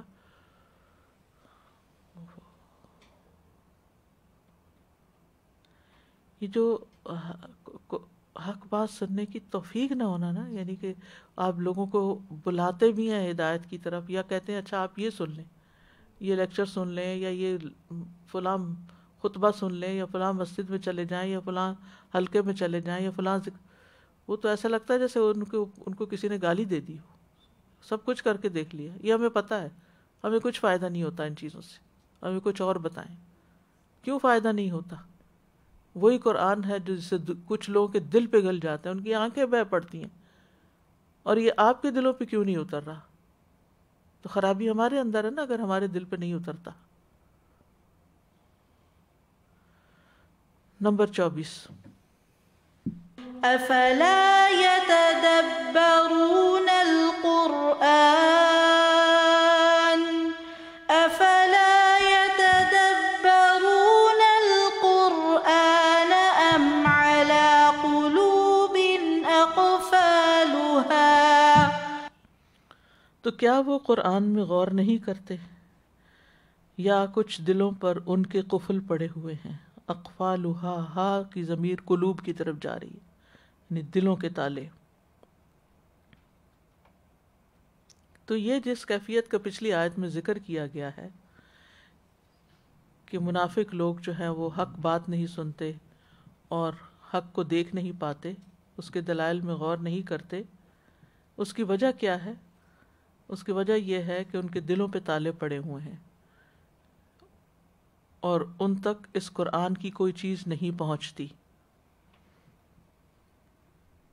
لیکن علاج بھی قرآن ہی ہے، دلوں کا زنگ بھی قرآن سے ہی دور ہوتا ہے اور قرآن ہی تالے بھی کھولتا ہے. تو یہاں قرآن میں غور و فکر کی دعوت دی جا رہی ہے. افلا یتدبرون القرآن، کیا وہ قرآن میں تدبر نہیں کریں گے، ایسے ہی رہیں گے؟ ام کیا، یا یہ یا وہ، یعنی یا قرآن میں غور و فکر کریں گے یا پھر دلوں پہ تالے پڑے رہیں گے. تو اگر چاہتے ہیں کہ دلوں کے تالے کھل جائیں، اگر احساس ہو گیا ہے کہ حق بات اثر نہیں کر رہی، تو پھر کیا ہے، قرآن سے اپنا تعلق ڈوز اور بڑھا دیں، مزید بڑھا دیں. کیونکہ اگر کوئی شخص اچھی طرح قرآن میں تدبر کرے تو قرآن ضرور ہدایت اور بھلائی کی طرف اس کی رہنمائی کرے گا اور انہیں برائی سے بچائے گا. کیونکہ قرآن سے دل پگھلتا ہے، دل دھلتا ہے، دل روشن ہوتا ہے، یقین کی کیفیت بڑھتی ہے، ایمان میں اضافہ ہوتا ہے، اللہ کی معرفت ہوتی ہے. اور یہ جو قفل ہے، اقفال قفل کی جمع ہے، اس میں روگردانی کے تالے، غفلت کے، شکوک و شبہات کے، شہوات کے، یہ چیزیں ہیں جو حق کو ان کے اندر داخل نہیں ہونے دیتی. تالے کا مطلب یہ کہ کسی کمرے کو تالا لگا دیا جائے یا کسی کبڈ کو تالا لگا دیا جائے تو کوئی چیز اس کے اندر نہیں جا سکتی، نہ اندر سے باہر نکل سکتی ہے، نہ باہر سے اندر جا سکتی. جب تک وہ تالا نہ کھلے. تو جب وہ تالا کھل جاتا ہے تو وہ اندر حق چلا جاتا ہے. دل کے تالوں میں سے یعنی ان کا اعراض برتنا اور تولی جو جس کا ذکر پیچھے آیا، اور غفلت اور شکوک و شبہات، اور پھر سب سے بڑھ کر خواہشات کی پیروی، یہ جب کھلے گی تو پھر قرآن اندر جائے گا، قرآن کی واضح و نصیحت ان کو فائدہ دے گی. اور ایک تفسیر میں ام کو بمانا بل بھی کہا گیا ہے، یعنی بل کے ان کے دلوں پہ تالے پڑے ہوئے ہیں جو کھلتے نہیں، اس لیے یہ بات کو سمجھتے نہیں، بلکہ ان کے دل بند کر دیے گئے ہیں، لہٰذا قرآن ان کے اندر نہیں اترتا. اگر یہ اور اللہ ہی ہے جو ان کے تالوں کو کھولے، لیکن یہ اس صورت میں ہوگا جب یہ سچے دل سے ہدایت طلب کریں گے، نفاق سے باہر آئیں گے.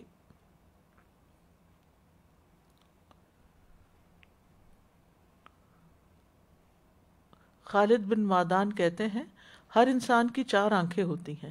2 آنکھیں سر میں ہوتی ہیں جو کہ دنیا کی طرف دیکھتی ہیں اور اس چیز کو دیکھتی ہیں جو اس کی معیشت کو درست کر سکتی ہیں، اور 2 آنکھیں اس کے دل میں ہوتی ہیں جو اس کے دین اور غیب کے ان وعدوں کو دیکھتی ہیں جو اللہ نے کر رکھے ہیں، یعنی جنت و جہنم وغیرہ کے. بس جب اللہ کسی بندے کے ساتھ بھلائی کا ارادہ کرتا ہے تو اس کی وہ آنکھیں دیکھنے لگتی ہیں جو دل میں ہوتی ہیں، اور جب اللہ اس کے ساتھ اس کے علاوہ کسی اور چیز کا ارادہ کرتا ہے تو دل والی آنکھیں مٹا دیتا ہے. اور یہی معنی ہے ام علی قلوب اقفالها، یعنی پھر صرف وہ دوسری والی آنکھیں دیکھتی ہیں جو دنیا کی رونقوں اور زینت کو دیکھتی ہیں، وہ جو دل والی آنکھیں ہیں جو یعنی انسان کی یعنی کہ دین کو دیکھتی ہیں، اللہ کے وعدوں کو دیکھتی ہیں، غیب کے وعدے جو اللہ نے کر رکھے ہیں ان کو دیکھتی.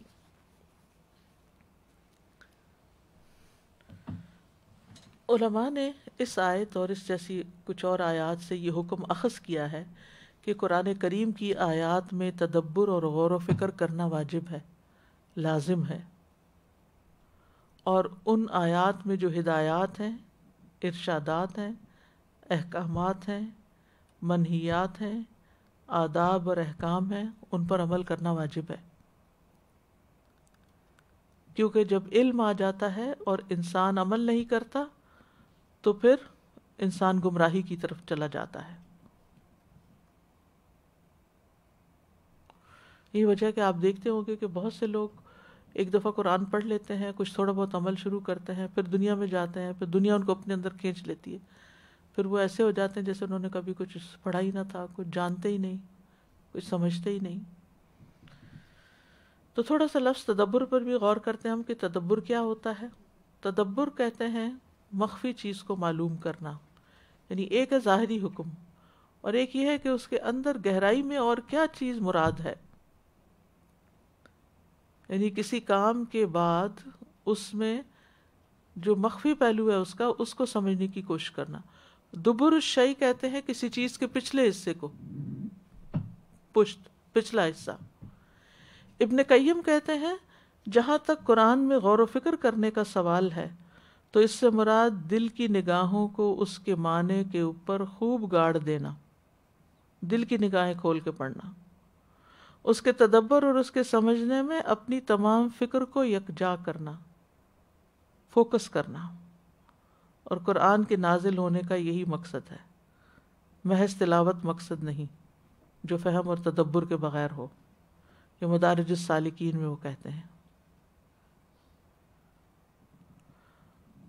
اب دیکھیں کہ بعض اوقات نا ہمارا یہ ٹارگٹ ہوتا ہے کہ ہم یہ بھی کر لیں، وہ بھی کر لیں، وہ بھی پڑھ لیں، یہ بھی پڑھ لیں، اور اس میں جو قرآن پر تدبر کا کام ہے نا وہ رک جاتا ہے، وہ رہ جاتا ہے، کیونکہ یہ کام صبر مانگتا ہے. تو حالانکہ یہ ہماری پرائرٹی ہونی چاہیے. اللہ نے قرآن اس لیے اتارا ہے کتاب انزلناہ الیک مبارک لیدبروا آیاتہ. اس کے نزول کا مقصد کیا ہے کہ لوگ اس کی آیات میں تدبر کریں، غور و فکر کریں. وَلِيَتَذَكَّرَ أُولُو الْأَلْبَابِ، اور عقل مند اسے نصیحت پکڑیں. لیکن ہم نے اسی کام کو بلا دیا. بعض اوقات اس پر بہت توجہ ہوتی ہے کہ ایک قرآن ختم کر لیں، 2 کر لیں، 3 کر لیں، یہ کورس کر لیں، وہ کورس کر لیں، لیکن ٹھہر ٹھہر کے اس کو پڑھنا، اس میں غور کرنا، اس کے معنی جاننا، لفظوں کا آپس میں ربط کیا ہے، پھر آیات کا کیا ہے، پھر پوری صورت کا کے اندر کیا مفہوم آیا، پھر اس صورت کا پچھلی اور اگلی صورت کے ساتھ کیا تعلق بنتا ہے، وہ مجموعی طور پر کیا احکامات دیے گئے، کس پس منظر میں نازل ہوئی ہے، اور آج ہمارے لیے اس میں کیا کیا سبق ہیں، یہ ساری چیزیں جاننا جو ہے یہ ضروری ہیں۔ تو مقاصد کی گہرائی تک پہنچنا ضروری ہے، یعنی گہرا مقصد کیا ہے، تو اس کے لیے آیات پہ رک جانا چاہیے، غور کرنا چاہیے، اور پھر یہ کہ بغیر تکلف کے تدبر ہونا چاہیے۔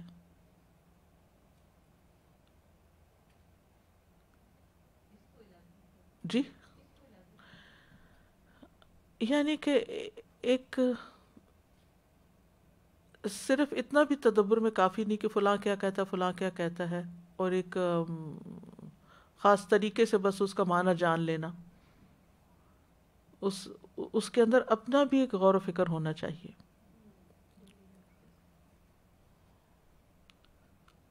آنکھ سے آنسو بہنے چاہیے، رونگٹے کھڑے ہونے چاہیے۔ عروہ بن زبیر کہتے ہیں کہ میں نے اپنی دادی اسماء بنت ابی بکر سے پوچھا، جب نبی صلی اللہ علیہ وسلم کے صحابہ پر قرآن پڑھ کر سنایا جاتا تھا تو وہ کیا کرتے تھے؟ انہوں نے کہا کہ وہ ویسے ہی تھے جیسے اللہ نے ان کا حال بیان کیا کہ ان کی آنکھوں سے آنسو بہتے ہیں، ان کے جسموں کے رونگٹے کھڑے ہو جاتے تھے۔ میں نے کہا آج کے لوگوں میں سے جب کسی پر قرآن پڑھ کر سنایا جاتا ہے تو وہ غشی کھا کے گر پڑتے ہیں۔ انہوں نے کہا میں اللہ کی پناہ مانگتی ہوں شیطان مردود سے۔ یہ ہے وہ تکلف کا ایک حصہ، یعنی تدبر کا مطلب قرآن سن کے بے ہوش ہونا نہیں ہے بلکہ جاگنا ہے۔ ابن عمر کہتے ہیں کہ وہ اہل عراق کے کسی شخص کے پاس سے گزرے جو گرا ہوا تھا۔ انہوں نے پوچھا اسے کیا ہوا؟ انہوں نے کہا کہ جب اس کو اللہ کا قرآن پڑھ کے سنایا جاتا ہے یا جب اللہ کا ذکر سنتا ہے تو گر پڑتا ہے۔ ابن عمر رضی اللہ عنہ نے کہا ہم اللہ سے ڈرتے ہیں لیکن ہم گرتے نہیں ہیں۔ ابن عمر کہتے ہیں کہ شیطان ان میں سے کسی ایک کے پیٹ میں داخل ہو جاتا ہے، یعنی یہ شیطانی اثر ہے۔ محمد صلی اللہ علیہ وسلم کے اصحاب ایسا نہیں کرتے تھے، یعنی ان کے رونگٹے کھڑے ہوتے تھے، ان کے دل نرم ہو جاتے تھے، وہ روتے تھے لیکن چیخو پکار نہیں کرتے تھے، ان پہ ہول نہیں پڑتے تھے، ادب احترام کے ساتھ وہ قرآن کو لیتے تھے۔ جہاں تک تدبر کا تعلق ہے تو یہ قرآن مجید میں 4 مقامات پر اس کا ذکر آیا ہے، سورۃ النساء میں، سورۃ محمد میں، سورۃ مومنون میں، سورۃ صاد میں۔ سورۃ النساء اور صاد میں یتدبرون کے لفظ آئے ہیں، مومنون میں ایک جگہ یدبرو آیا ہے، سورۃ صاد میں لیدبرو آیا ہے، سورۃ محمد میں بھی یتدبرون آیا ہے۔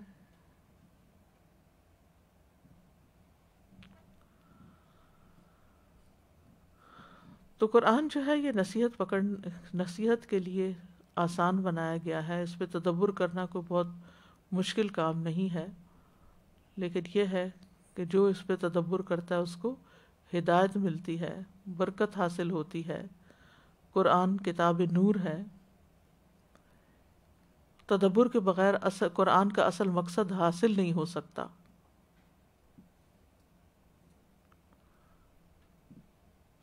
نفلی اعمال میں سب سے افضل عمل ہے۔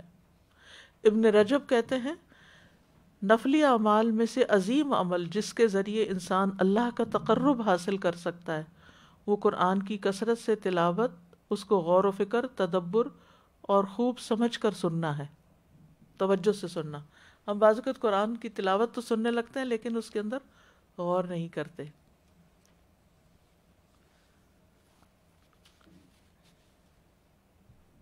شوکانی کہتے ہیں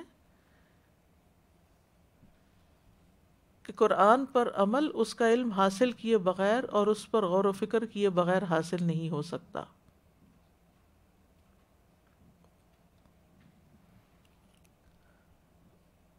اصل اہل القرآن وہی ہیں جو تدبر کرتے ہیں۔ ابن قیم کہتے ہیں بعض سلف کا کہنا ہے کہ قرآن اس لیے اترا ہے کہ اس پر عمل کیا جائے، تو انہوں نے اس کی تلاوت کو عمل بنا لیا، یعنی قرآن کس لیے اترا کہ عمل کیا جائے، تو انہوں نے بس پڑھنا ہی عمل سمجھ لیا۔ یہی وجہ ہے کہ اہل القرآن وہ لوگ تھے جو اس پر عمل کرنے والے تھے، اور جو کچھ اس میں تھا اس پر عمل کرنے والے، اگرچہ قرآن ان کو زبانی یاد نہ بھی ہو، لیکن جب وہ اس پر عمل کریں گے تو اہل القرآن کہلائیں گے۔ لیکن جو شخص اسے محض زبانی یاد کر لے، نہ اس کو سمجھے، نہ اس کے احکامات پر عمل کرے، تو وہ اہل القرآن میں سے نہیں، چاہے وہ قرآن کے حروف اور تجوید کو ایسے درست کر کے پڑھے جیسے تیروں کو سیدھا کیا جاتا ہے۔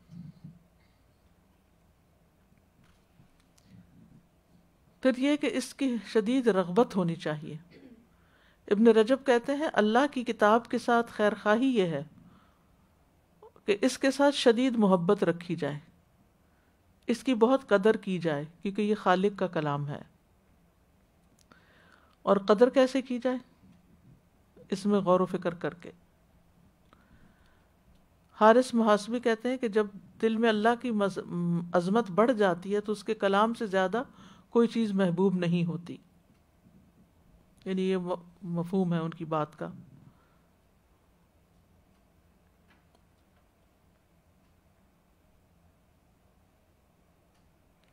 امام غزالی کہتے ہیں جس ذات نے قرآن کے ذریعے کلام کیا ہے اس ذات کی عظمت انسان کے ذہن میں اس وقت تک نہیں آ سکتی جب تک وہ اس کی صفات اور اس کی بڑائی اور اس کے افعال میں غور نہ کرے، یعنی اللہ تعالیٰ، جب تک اس کے دل میں عرش، کرسی، آسمان اور زمین اور جو کچھ ان کے درمیان ہے جیسے جنات، انسان، جانور اور درخت وغیرہ کے بارے میں تصور نہیں آئے گا، اور وہ یہ نہیں جان لے گا کہ اللہ ہی ان تمام کا خالق ہے اور ان پہ قادر ہے، ان سب کو رزق دینے والا ہے، وہی اکیلا ہے، اور تمام کے تمام لوگ اللہ کے قبضے قدرت میں ہیں، اس کی مہربانی اور رحمت کے ماتحت ہیں، اس کی ناراضگی اور اس کی صفت قہاریت کے ماتحت ہیں۔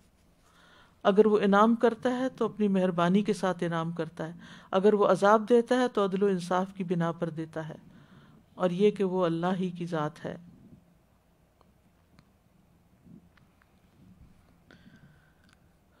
بہرحال قرآن جو ہے وہ اولین و آخرین کے علم کا مجموعہ ہے، اس کو تیز تیز پڑھنے کی بجائے ٹھہر ٹھہر کے پڑھنا چاہیے، عبرت و نصیحت کے لیے پڑھنا چاہیے، صحابہ کے طریقہ کار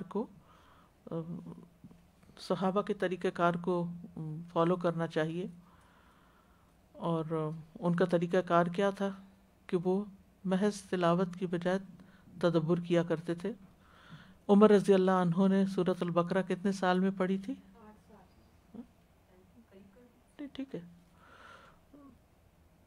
12 سال میں۔ مالک نافع سے روایت کرتے ہیں کہ عمر رضی اللہ عنہ نے سورۃ البقرہ 12 سال میں سیکھی، اور جب یہ ایک سورت ختم کی تو ایک اونٹ ذبح کیا۔ جی، اور اتنی لمبی مدت میں ایک سورت مکمل کرنا حضرت عمر کی کمزوری کی وجہ سے یا قرآن کے علاوہ کسی اور کام میں مشغول ہونے کی وجہ سے نہیں تھا، بس ایک ہی وجہ تھی اور وہ تدبر تھا، اس لیے اتنا وقت لگا۔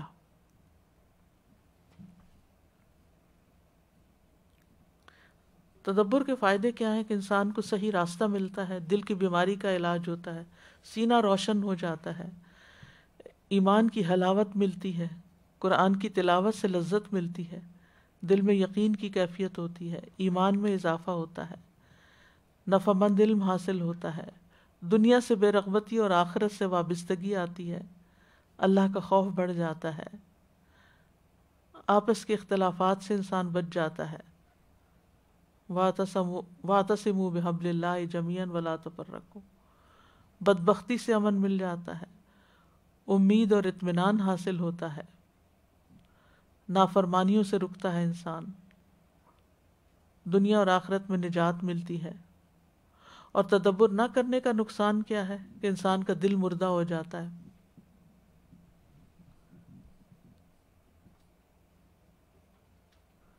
ابن عیینہ کہتے ہیں اللہ تعالیٰ کے اس فرمان کے بارے میں، سأصرف عن آیاتی الذین یتکبرون فی الارض بغیر الحق، ان قریب میں اپنی آیات سے ان لوگوں کو پھیر دوں گا جو زمین میں حق کے بغیر بڑے بنتے ہیں۔ یعنی سب سے شدید ترین سزا جو انسان کو دنیا میں دی جانی ممکن ہے وہ یہ ہے کہ اللہ کسی کو اپنی کتاب کے فہم سے پھیر دے. انا للہ و انا الیہ راجعون. یعنی ایک دفعہ انسان اس رستے پہ آ جائے اور پھر اس سے پھر جائے.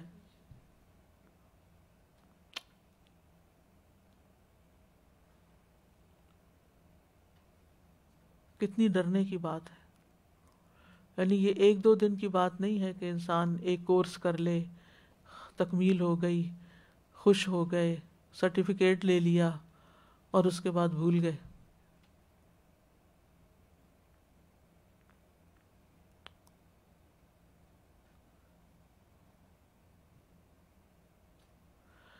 پھر تدبر نہ کر سکنا نفاق کی علامت ہے. اور یہی سورۃ محمد کی آیت اس میں آتی ہے کہ وَإِذَا حَتَّى إِذَا خَرَجُوا مِنْ عِنْدِكَ قَالُوا لِلَّذِينَ أُوتُوا الْعِلْمَ مَاذَا قَالَ آنِفًا. ابھی کیا باتیں ہوئی تھیں آج نہیں پتا ہمیں.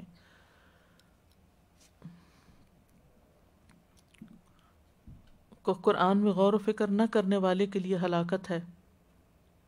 ایک مرتبہ جب آپ صلی اللہ علیہ وسلم پر سورۃ آل عمران کی آخری آیات نازل ہوئی تو آپ بہت روئے اور کہا کہ کیا میں اللہ کا شکر گزار بندہ نہ بنوں. آج رات مجھ پہ چند آیات نازل ہوئیں.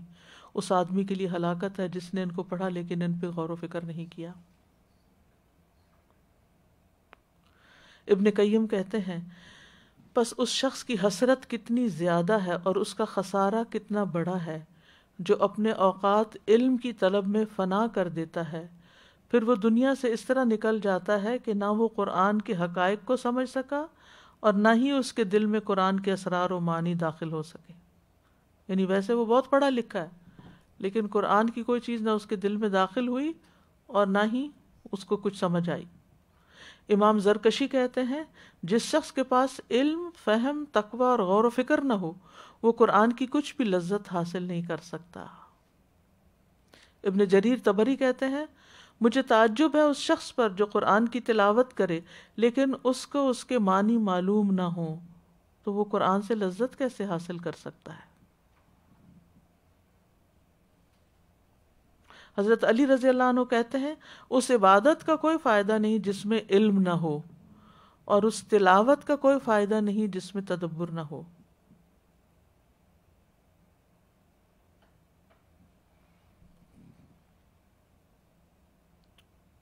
حسن بصری کہتے ہیں اس قرآن کو غلام اور بچے پڑھتے ہیں لیکن اس کا علم اس میں غور کیے بغیر, اس کی آیات کا تدبر اس کی پیروی کیے بغیر حاصل نہیں ہوتا. اس کا علم صرف حروف کو حفظ کرنے اور اس کی حدود کو ضائع کرنے سے حاصل نہیں ہو سکتا. یہاں تک کہ ایک کہتا ہے میں نے قرآن پڑھ لیا ہے اور میں نے ایک حرف کی غلطی نہیں کی, حالانکہ اللہ کی قسم اس نے سارا قرآن گرا دیا. قرآن کے احکام نہ ہی اس کے اخلاق میں نظر آتے ہیں نہ عمل میں, تو کیا پڑھا اس نے قرآن.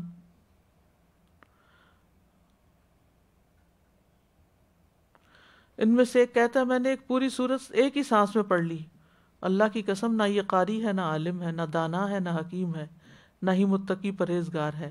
قراء ایسے کب تھے, اللہ ایسے لوگوں کی کثرت نہ کرے. یہ حسن بصری نے کہا. قرآن پر تدبر نہ کرنا حجران القرآن میں سے. ابن کثیر کہتے ہیں قرآن کو چھوڑ دینے سے مراد اس میں غور و فکر اور فہم کو ترک کر دینا ہے. یعنی یہ صرف یہ نہیں کہ قرآن پڑھتے نہیں بلکہ غور و فکر نہیں کرتے. اللہ تو معاف کر دے. استغفر اللہ.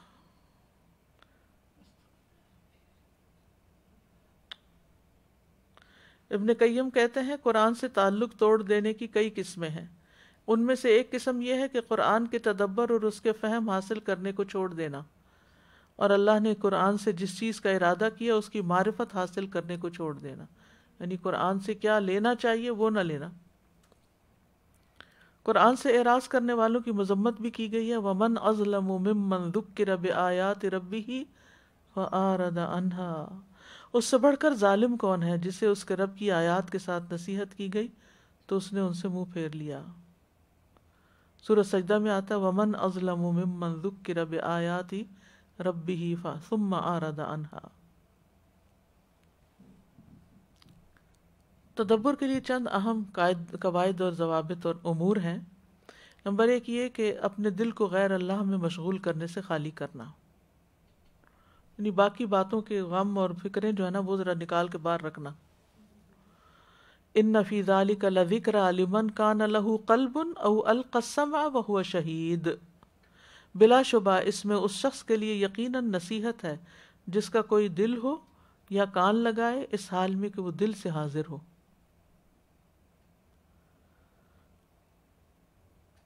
قرآن کے لیے اپنی سوچ کو قرآن پر مذکور کر یعنی تدبر کے لیے دل کو مصروفیات سے فارغ کر کے توجہ قرآن پہ مرکوز کر دینا.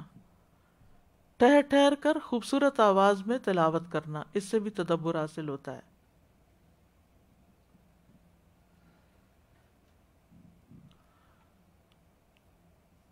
تجوید کے قواعد کی معرفت حاصل کرنا، ذہن میں اللہ کی عظمت کا احساس رکھنا. یہ اللہ کا کلام ہے. قرآن اللہ سے کلام کا ذریعہ ہے. حضرت علی کہتے ہیں جب میں چاہتا ہوں اللہ مجھ سے بات کرے تو میں قرآن پڑھنا شروع کر دیتا ہوں، اور جب میں اللہ سے کلام کرنا چاہتا ہوں تو میں نماز پڑھنے لگتا ہوں. غور و فکر اور خشوع سے تلاوت کرنا، آیات پر رکنا اور اس کی تکرار کرنا، ہر آیت پر رکنا اور اپنا محاسبہ کرنا، کتب تفاسیر کا مطالعہ کرنا، آیات کے سیاق میں تفصیل سے غور کرنا، گہرائی کو پیش نظر رکھنا، قرآن سے اپنے اخلاق اور معاملات کو درست کرنا. آیت کو سمجھنے میں سلف صالحین کے فہم کی طرف رجوع کرنا، یعنی ابتدائی لوگوں نے قرآن سے کیا سمجھا تھا. پورے قرآن کو سامنے رکھتے ہوئے غور و فکر کرنا، یعنی کسی ایک آیت کے الگ سے ہی معنی نہیں نکال لینے. قرآن کے بنیادی اہداف ذہن میں رکھنا، عمل کی دنیا کو آیت کے تابع کرنا، آیات کی باریکیوں کی روشنی میں زندگی بسر کرنا، آیات پر نئے نئے طریقے سے رجوع کرنا، جدید علوم سے مدد حاصل کرنا، ہر صورت کے بنیادی مضمون کو پیش نظر رکھنا، علم التفسیر کے بنیادی قواعد میں مہارت حاصل کرنا، تفسیر کے موضوع پر خاص کتب کا مطالعہ کرتے رہنا، یعنی اہم تفاسیر کا مطالعہ کرنا. یہ ساری چیزیں اس میں آتی ہیں. آپ کچھ کہنا چاہیں گے؟ پھر میں اگلے آیات مکمل کروں گی انشاءاللہ.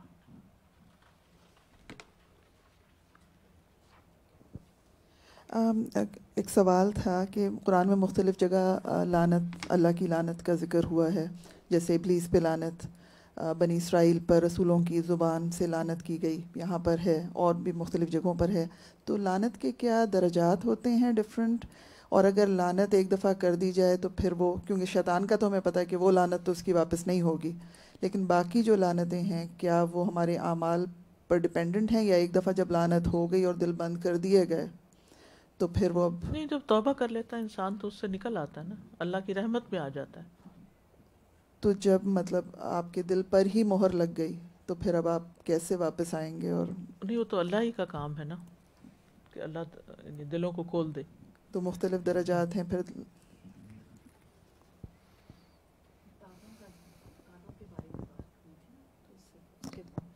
جو تالوں کے بارے میں بات ہوئی نا، تو یورپ میں اکثر یہ جگہ دیکھی، ہر جگہ ہی تقریباً یورپ میں برجز ہیں جس کے اوپر تالے وہ لوگ لگاتے ہیں اور وہ تالوں سے بھر دیتے ہیں. وہ کتنے سالوں سے ان کے اوپر تالے لگ رہے ہیں، اور کئی برجز کے اوپر انہوں نے وہ جو جالیاں جن کے اوپر وہ تالے لگاتے ہیں، کوئی بھی شادی ہوتی ہے، کوئی وعدہ کرتا ہے، کوئی پرومس کرتا ہے، کچھ بھی اس کا تالا ایک جا کے وہاں تالا لگا دیتے ہیں. تو وہ زنگ لگے ہوئے تالے، اتنا زنگ لگے، اب وہ ان کو ریموو کر رہے ہیں کیونکہ اس سے برج جو ہے وہ اتنے ہیوی ہو گئے ہیں اور اتنی زیادہ اس کے اندر وہ پرابلمز آ گئی ہیں کہ چلتے جیسے ہوئے ہمارے یہاں کپڑے لٹکاتے ہیں، وہ جی لیریں لٹکاتے ہیں نا بازاروں کے باہر درختوں پہ. اور بالکل، تو وہ خود بھی اب یہ پریشان ہے، اور کئی جگہ پہ تو انہوں نے کہنا شروع کر دیا کہ یہ تالے نہ لگائیں. تو وہ یہی تالے، وہ مجھے جب میں گئی وہاں پر، تو ایک شہر گئی تو وہاں پہ بھی یہی، دوسرے میں گئی تو وہاں پہ بھی، میں نے کہا یہ کیا ان کا کانسیپٹ ہے. تو وہی میں نے اب اپنے ساتھ جو تھے ان کو میں سمجھا رہی تھی، میرے ساتھ بہت ساری فرینڈس تھیں، ہم اکٹھے گئے تھے. تو میں نے کہا کہ یہ دیکھیں اسی طرح دلوں کے تالے ہوتے ہیں، ہم کانسیپٹس اپنے سوچتے جاتے ہیں، اور وہ ہمارے اپنے دلوں پر بھاری ہوتے ہیں. پھر ان کو کھول کے نکالنا وہ بھی ایک مسئلہ ہوتا ہے کہ اکھاڑ کے پھینکنا، اور پھر پورا کا پورا یا تو اللہ تعالیٰ پورا دل صاف کر دے تو یا پھر اللہ تعالیٰ صفائی اللہ تعالیٰ صاف رکھے. سادہ جی، یہ جو بات آئی نا کہ بغیر تکلف کے تدبر ہو، تو میں یہ سوچ رہی تھی کہ قرآن کے دیگر حقوق ایون حفظ کرنا بھی، اس میں تو پوری انرجی اور سب کچھ وقت سب کچھ بہت زیادہ لگتا ہے، پورا دل لگتا ہے اس کے اندر. لیکن واقعی تدبر ہی ایک ایسی چیز ہے قرآن کی کہ جس میں ہم بہت زیادہ تکلف اور بہت زیادہ سرسری سا معاملہ رکھتے ہیں، یعنی وقت نہیں لگاتے. مراد یہ ہے استاذہ جی، تدبر سے پہلے اس پہ میں آ رہی تھی جو اطاعت کی بات ہے کہ اگر سے ہٹیں گے تو پھر فساد، تو فساد کی کتنی لمبی لسٹ ہے، ایک کے بعد ایک، ایک بعد ایک کے بعد ایک. اور اطاعت بس ایک لفظ ہے کہ آپ بس اس کو سنتے جائیں اور اس پہ عمل کرتے جائیں. اور پھر اس لسٹ میں صرف ایک ہم نے قطع رحمی کو دیکھا تفصیل میں، تو اس میں کتنی لمبی تفصیل ہے. تو اس طرح اگر ہم فساد کی باقی جو ہم نے لسٹ پڑھی ہے سب میں جائیں گے تو اتنی ہر ایک سنگل کیٹیگری کی اتنی خرابیاں، اور اس کے بعد بس ایک اللہ سبحانہ تعالیٰ کی آپ نے اطاعت کرنی ہے اور آپ ان سے نکل آئے. اور تدبر کے لیے جیسے آپ نے فرمایا نا کہ تالے لگے ہوئے، اب ان تالوں کو کھولنے کا علاج بھی قرآن ہے. قرآن سے ہٹ کے تالے لگے لیکن اب کھولنا بھی ہے ان کو، تو پھر واپس قرآن. تو میرے ذہن میں آ رہا تھا کہ جیسے ہم کسی کو کہتے ہیں کہ اچھا نظر لگی ہے یا کچھ ایسا ہے تو پھر آپ رقیہ سنیں، تو پھر یہ بالکل رقیہ والی بات ہو گئی کہ اب اس سے نکلنے کے لیے بھی آپ اسی کی طرف. یعنی آپ نے ذکر سے روح گردانی کی تو آپ شیطان مسلط ہو گیا، جب آپ ذکر کی طرف لوٹے تو وہ پیچھے چلا گیا. سازا یہ تالے کی بات پر نا جہاں پر بات آ رہی ہے تو اس میں مجھے یہ ہو رہا تھا کہ کوئی بھی خزانہ یا کوئی بھی امپورٹنٹ چیز جو تالوں کے پیچھے ہوتی ہے، جیسے لاکر پہ لگا ہوا ہوتا ہے، کبرڈس پہ لگا ہوا ہوتا ہے، گاڑی آپ کی لاک ہوتی ہے، جب تک آپ کسی چیز کو ان لاک نہیں کرتے تو آپ وہ چیز کا فائدہ نہیں اٹھا سکتے. تو اسی طریقے سے جب آپ کسی اور کنٹری میں جاتے ہیں، پاکستان پہنچتے ہیں، تو آپ کا فون بالکل پہلے تو صحیح ورک کر رہا ہوتا ہے پلین میں تک، لیکن جیسے ہی پہنچے آپ نے اس کو کہا کہہ رہی اس کو ابھی تو ٹھیک چل رہا تھا، اب پتہ نہیں کیا ہو گیا، کیونکہ اس کے پاس اس جگہ کا ذریعہ نہیں ہے، ادھر لاک لگی ہوئی ہے. اب آپ کو جانا پڑتا ہے، اس کو ان لاک کراتے ہیں جب آپ، تبھی وہ آپ کو فائدہ دے پاتا ہے، اب وہ فون پھر ٹھیک چلنے لگتا ہے. سو ان لاک کرنا انسان کے لیے اتنا ضروری ہے، اپنے آپ کو بھی اور اپنے اندر جو پیدائش سے لے کے ابھی تک جو چیزیں لاکس لگ گئے ہیں نا ہمارے دلوں میں، جس میں ایک عادتیں، بری عادتیں بیٹھ گئی ہیں، ان کے بھی لاکس کھولنے پڑتے ہیں. جب تک ہم ان کو ان لاک نہیں کریں گے جب تک کوئی دوسرا فائدہ نہیں اٹھا سکتا. یعنی ہمارے جو نظریات ہیں یا خیالات ہیں یا معاشرے کے یا کلچر کے جو اثرات ہیں ہمارے دلوں پر، اور ایک مخصوص ایک کنڈیشننگ ہو گئی ہے، ایک ذہن بن گیا ہے، اور ہم ان خیالات سے، روایتی قسم کے خیالات سے باہر نہیں نکلتے، اس وقت تک وہ ان لاک نہیں ہو سکتے. اور وہ قرآن ہی کھولتا ہے کہ یہ جو ہم سوچ رہے ہیں یہ درست نہیں ہے. میں فساد کے بارے میں سوچ رہی تھی کہ جن کو اقتدار ملتا ہے وہ کس کس طرح سے فساد کرتے ہیں. تو ایکچولی کل ہی یہ ہو رہا تھا کہ میں سوچی تھی کہ اچھا جب اسپین اور یورپ کی کانکویسٹ کا ذکر آتا ہے تو موسیٰ بن نصیر اور طارق بن زیاد، پھر سندھ کی طرف محمد بن قاسم، تو ایسے میرے ذہن میں آیا کہ ان کو واپس بلا لیا گیا تھا، تو لیٹس سی کہ ان کے ساتھ پھر کیا ہوا. تو لٹرلی محمد بن قاسم کا تو مجھے پتہ تھا، لیکن موسیٰ بن نصیر اور طارق بن زیاد کا جب پڑھا میں نے تو لٹرلی رونگٹے کھڑے ہو گئے کہ موسیٰ بن نصیر کو ان کے بڑھاپے میں اور شاید طارق بن زیاد کو بھی مکہ میں حج کے ٹائم پہ بھیک مانگنے کے لیے بھی بٹھایا گیا کہ بھیک مانگو، اور بیٹے کا سر قلم کر کے ان کے سامنے، موسیٰ بن نصیر کے سامنے رکھا گیا. مجھے نہیں پتا کہ کہاں تک یہ اوتھینٹک ہے کتنا نہیں، لیکن یہ سب کچھ ہوا ہے، اور یہ وہ لوگ جو خلیفہ تھے انہوں نے کروایا. اور میں یہ سوچی تھی کہ کتنے ٹیلنٹڈ لوگ ضائع کیے ہیں اس طرح سے کہ کیا کچھ اور آگے وہ کر پاتے اور کر سکتے تھے کہ وہیں ان کو ختم کر دیا گیا. نمبر 25. ان الذين ارتدوا على ادبارهم من بعد ما تبين لهم الهدى الشيطان سول لهم واملى بے شک وہ لوگ جو اپنی پیٹھوں پر پھر گئے، مرتد ہو گئے، اس کے بعد کہ ان کے لیے سیدھا راستہ واضح ہو چکا، شیطان نے ان کے لیے ان کا عمل مزین کر دیا اور ان کے لیے مہلت لمبی بتائی۔ یعنی جو لوگ ہدایت اور ایمان سے واپس لوٹ گئے، اللہ کے ساتھ کفر کرتے ہوئے اپنی ایڑیوں کے بل پھر گئے، اس کے بعد کے باوجود اس کے کہ حق ان کے لیے واضح ہو گیا تھا، تو شیطان نے ان کے گناہ ان کے لیے مزین کر دیے اور ان کی آرزوؤں کو ان کے لیے لمبا کر دیا۔ یعنی اسلام لانے کے بعد، ایمان لانے کے بعد پھر مرتد ہو کے کافر بن گئے،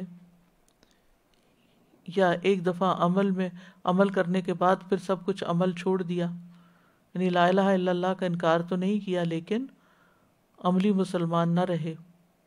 من بعد ما تبین لہم الہدی، حق کے واضح ہو جانے کے بعد۔ تو یہ سب کیوں ہوا؟ وہ شیطان کے ٹریپ میں آ گئے۔ الشیطان سول لہم، شیطان نے ان کے اس نفاق کو، اس بدعملی کو، اس ارتداد کو ان کے لیے مزین کر دیا۔ سول لہم خطایاہم، تسویل کا مطلب ہوتا ہے خوبصورت اور آسان بنا دینا، مزین کر دینا۔ یعنی طنطاوی کہتے ہیں یعنی فلاں کے لیے کام آسان بنا دیا گیا، یعنی اس کو اس کے لیے مزین کر دیا گیا، اس کے لیے حسین بنا دیا، اس کے ذہن میں اس کی اچھی صورت بنا دی، حالانکہ وہ بہت قبیح تھا۔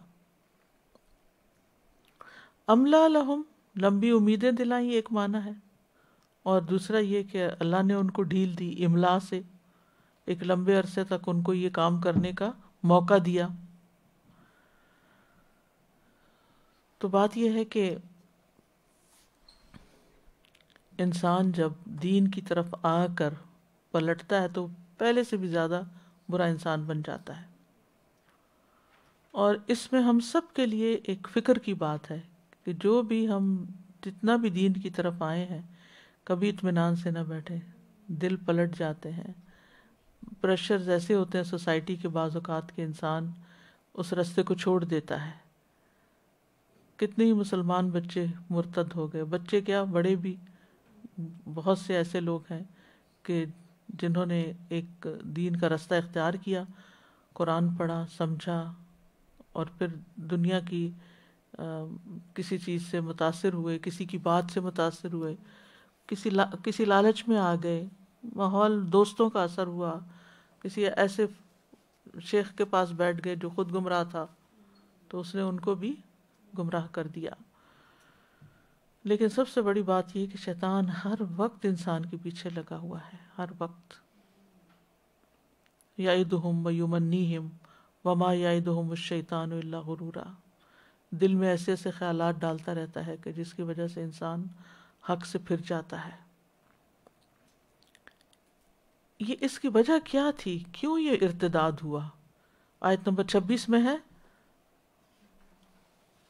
ذَلِكَ بِأَنَّهُمْ قَالُوا لِلَّذِينَ كَرِهُوا مَا نَزَّلَ اللَّهُ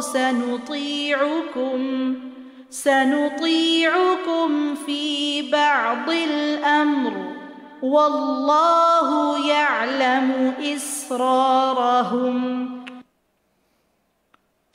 یہ اس لیے کہ بے شک انہوں نے ان لوگوں سے کہا جنہوں نے اس چیز کو ناپسند کیا جو اللہ نے نازل کی، ان قریب ہم بعض کاموں میں تمہارا کہا مانیں گے، اور اللہ ان کے چھپانے کو جانتا ہے۔ اسرار باب افعال ہے، جمع نہیں ہے، وہ اسرار ہوتا ہے، ٹھیک ہے۔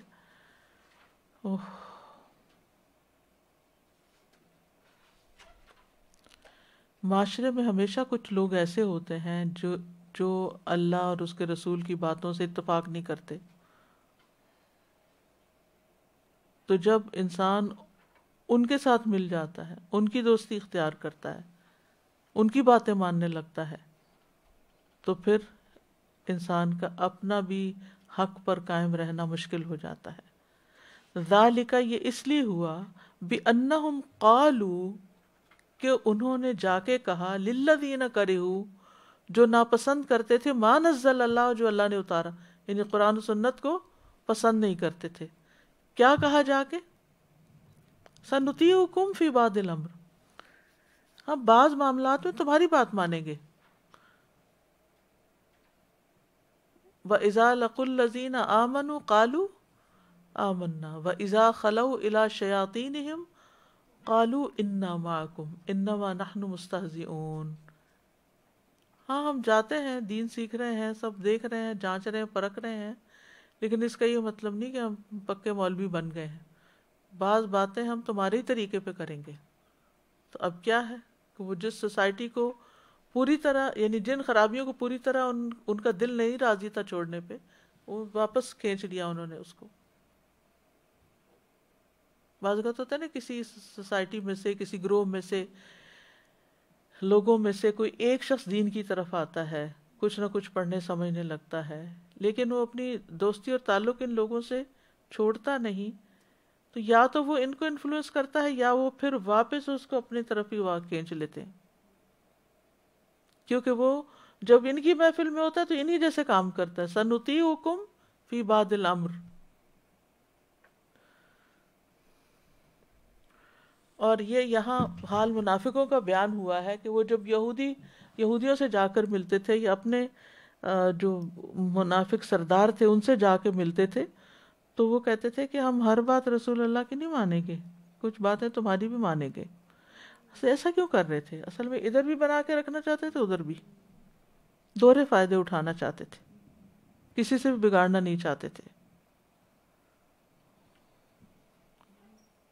حالانکہ ہمارے لیے حکم کیا ہے کہ جو بھی معاملہ ہو اس کو اللہ اور اس کے رسول کی طرف لوٹاؤ.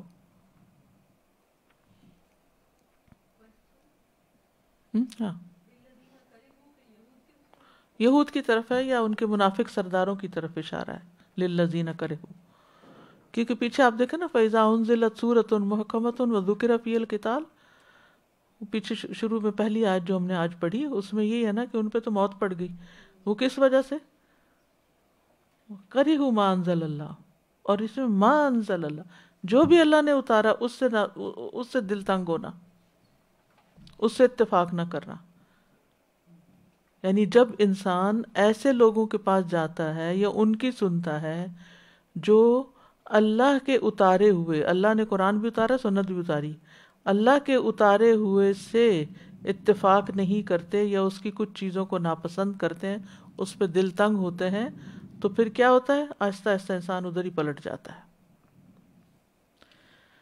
انجام کیا ہے؟ آیت نمبر 27. فَكَيْفَ إِذَا تَوَفَّتْهُمُ الْمَلَائِكَةُ يَضْرِبُونَ وُجُوهَهُمْ وَأَدْبَارَهُمْ. تو کیا حال ہوگا جب فرشتے ان کی روح قبض کریں گے، ان کے چہروں اور ان کی پیٹھوں پہ مارتے ہوں گے. یہ منافقین کا حال بیان ہو رہا ہے. کفار کا تو ہے ہی، یعنی کہ منافقت کی وجہ سے بھی موت جو ہے، موت کے مرحلے ہی بڑے مشکل ہو جائیں گے.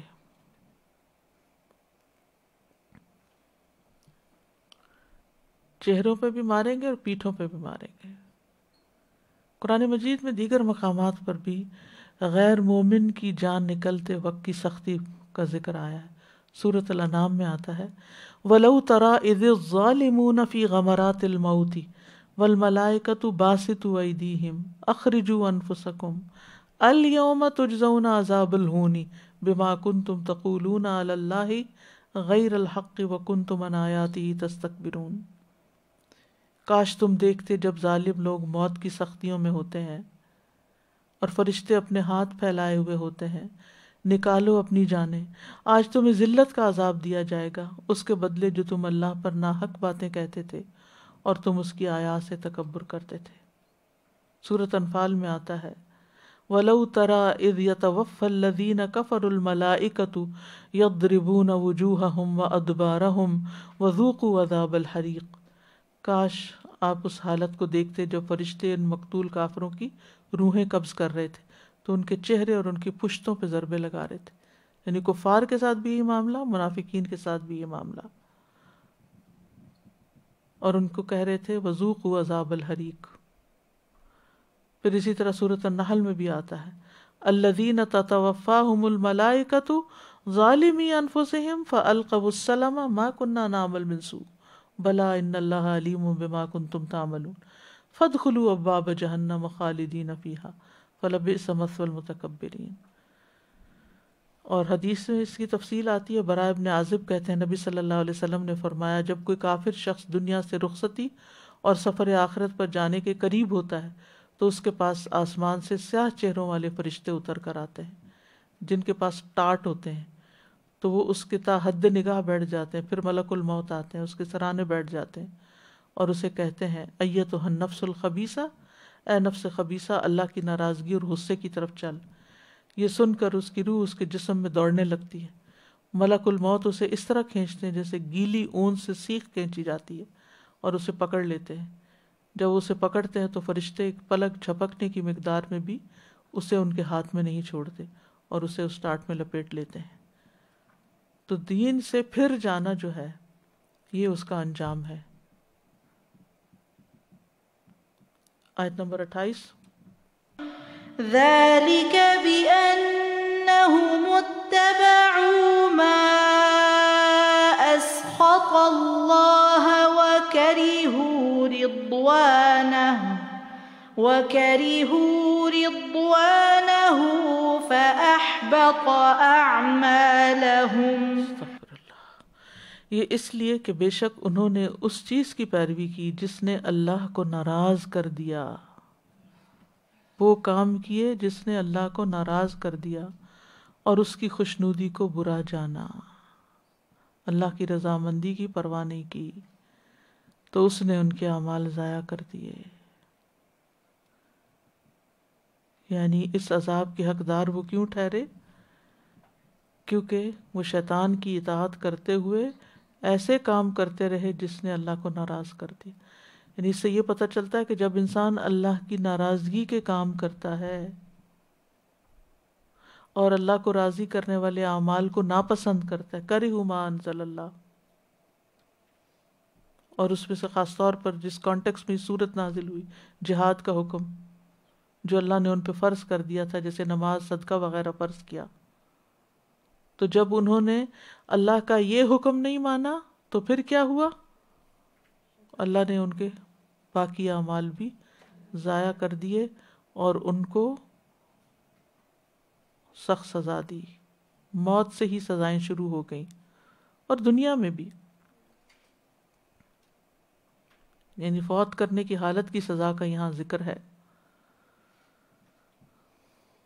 تو بات یہ ہے کہ جو آخرت کا ارادہ کرتا ہے پھر اس کو اس کے لیے کوشش کرنی چاہیے ایمان کی حالت میں.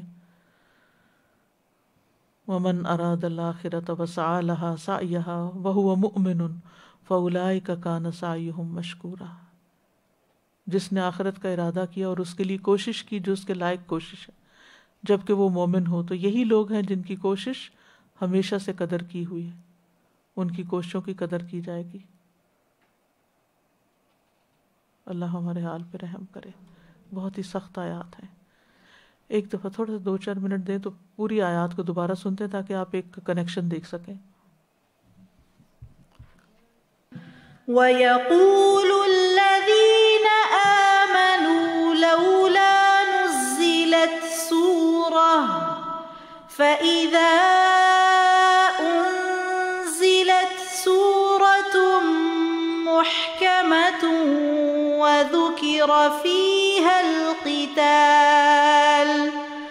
وذكر فيها القتال رأيت الذين في قلوبهم مرض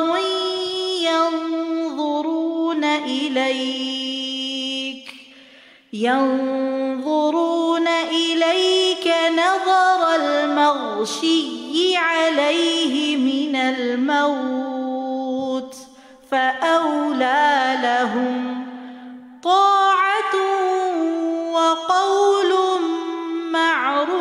معروف فإذا عزم الأمر فلو صدقوا الله لكان خيرا لهم فهل عسيتم إن توليتم أن تفسدوا الأرض وتقطعوا أرحامكم أولئك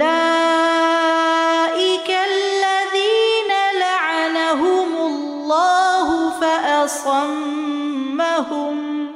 فأصمهم وأعمى أبصارهم أفلا يتدبرون القرآن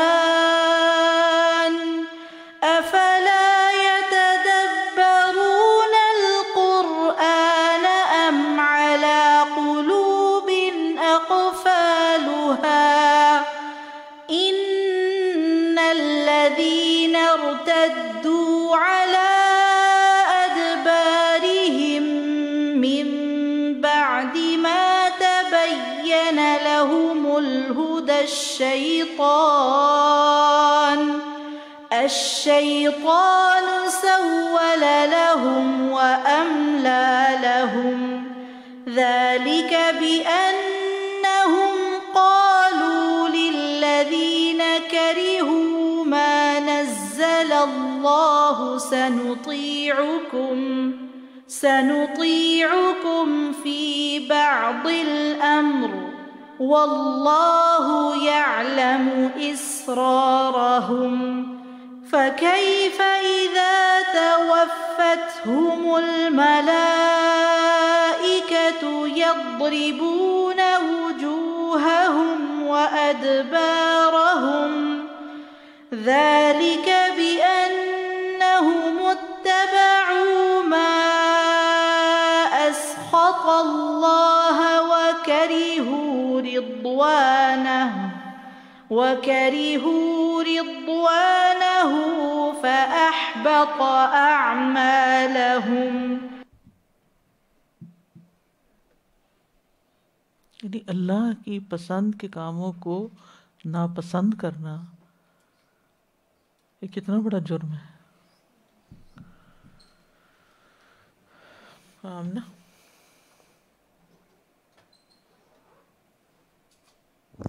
استاذہ جی مجھے سورۃ الاعراف کی وہ آیت یاد آ رہی تھی کہ اللہ سبحانہ تعالیٰ نے اسے کتاب کا علم دیا تھا لیکن اس نے دنیا کی خواہش کے پیچھے اس کو چھوڑ دیا. تو اللہ سبحانہ تعالیٰ نے اس کی مثال اس کتے کی سی جی کہ جس کو آپ کچھ دے بھی تو وہ ہانپتا ہی رہتا ہے اور نہ دیں تو بھی ہانپتا رہتا ہے. تو کتنی اسکیری آج کی آیات اور یہ بات کہ یہ حالانکہ کل ہم نے پڑھا تھا کہ یہ اتنی بڑی نعمت ہے کہ اس کے ذریعے سے اللہ سبحانہ تعالیٰ ہمیں تھامتا ہے, ہمارے لیے زندگیوں کو آسان کرتا ہے. ہم وہ سب فوائد چھوڑ کے پھر کبھی نہ کبھی وہی بات کہ الشیطان سول لہم واملی لہم والی بات کہ وہ ہمارے ارد گرد ایسا کہیں پہ بھی کمزور لمحہ آتا ہے اور وہاں اٹیک کرتا ہے اور کیسے وہ ساری چیزیں پیچھے چھوڑ کے ہم اس پہ چل پڑتے. اللہ تعالیٰ ہمیں معاف کرے اور اس چیز سے محفوظ رکھے. اعمال ضائع ہونے کے لیے مجھے وہ یاد آ رہا تھا کہ حباء منصورہ کے بھئی جو ریت کی طرح اڑ جائیں گے وہ ہمارے کام وقدمنا الی ما عملوا من عمل فجعلناہ حباء منصورا. تو جو عمل ہم کر رہے ہیں شروع سے لے کے آخر دیکھیں آج کا لیسن کہ بات کر رہے ہیں تب, کوئی کام کر رہے ہیں تب, کچھ بھی کوئی بھی کام کر رہے ہیں تو ہمارا عمل کیا جو دار و مدار ہے نا اس کو دیکھنا بہت زیادہ ضروری ہے. استاذہ جی یہ جو بات ہے نا کہ شاید اپنے ساتھیوں کو جا کے کہتے ہیں کہ ہم تمہاری اطاعت کریں گے, تو مجھے خیال آ رہا تھا کہ کمپنی کتنا میٹر کرتی ہے. تو اس کا مطلب ہے جو یہاں بھی بچے ہر بات میں پیئر پریشر ہے کرتے رہتے ہیں. تو مجھے لگتا ہے کہ تھوڑی سی بھی اللہ سبحانہ تعالیٰ دل میں کوئی توفیق دے دے دین کو سمجھ کی عمل کی, تو پھر کمپنی کو فوری طور پہ بدلنا چاہیے, کیونکہ جیسے ہی ہم اس کمپنی میں واپس آئیں گے نہ کہیں کمزور لمحے میں ہم پھر انہی کے ساتھ ہو جائیں گے, انہی کی بات مانیں گے, انہی کی اطاعت کریں گے. اسی لیے پھر وہ حدیث بھی مجھے یاد آ رہی تھی کہ جگہ کو چھوڑنے کا حکم دیا تھا نا, ہجرت. جی ہاں.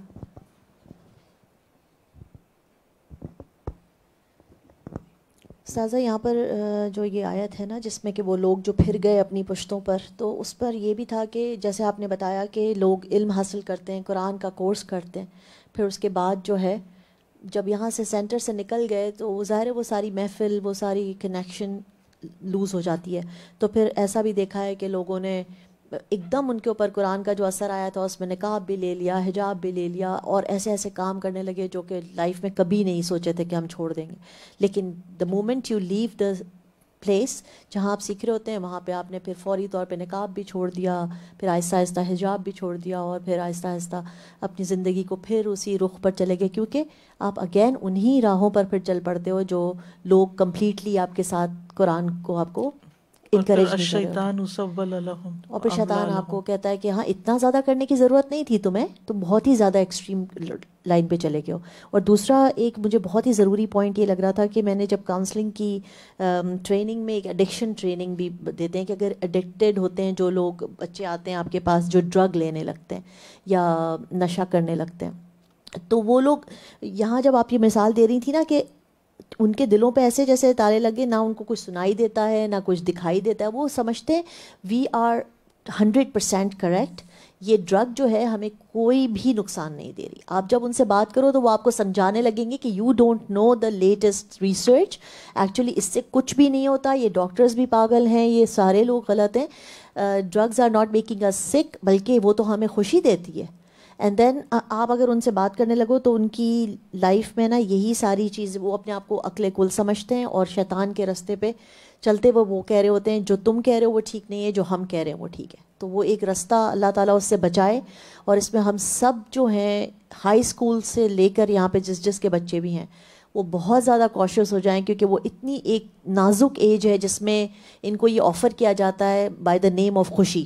اگر تمہیں یوفوریا چاہیے, تمہیں خوشی چاہیے, تمہیں سکون چاہیے زندگی کے اندر, تو you know like you can just buy it. اور اس کے لیے ہم سب ماؤں کو بہت زیادہ چوکنا ہونا پڑے گا.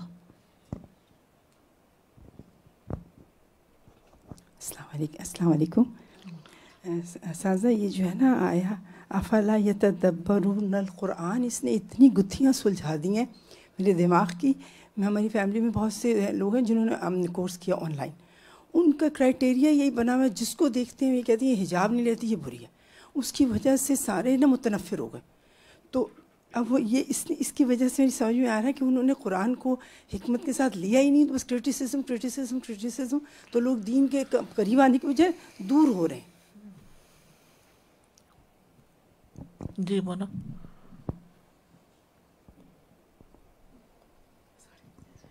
استاذہ یہ فَأَحْبَطَ أَعْمَالَهُمْ اتنی مرتبہ اس پوری سورہ میں آیا. میں سوچ رہی تھی کہ دنیا میں ہم چند راتوں کی یا چند دنوں کی محنت لگا کے کسی بھی ادارے کے لیے یا اپنے کسی شوق کو پورا کرنے کے لیے محنت کرتے ہیں, کوئی پروجیکٹ تیار کرتے ہیں, کچھ پروگرام کرتے ہیں, اور اس کے بعد جب وہ ریجیکٹ ہو جاتا ہے تو ہمارے دل کا کتنا برا حال ہوتا ہے. ہمیشہ کے لیے اس ادارے کی طرف سے یا اس شخص کی طرف سے ہمارے دل میں ایک برائی بیٹھ جاتی ہے. But this is our whole life we are talking about, کہ ہم اپنی پوری زندگی کے ایفرٹس کو کتنی آسانی سے ضائع کرنے کے در پہ ہیں.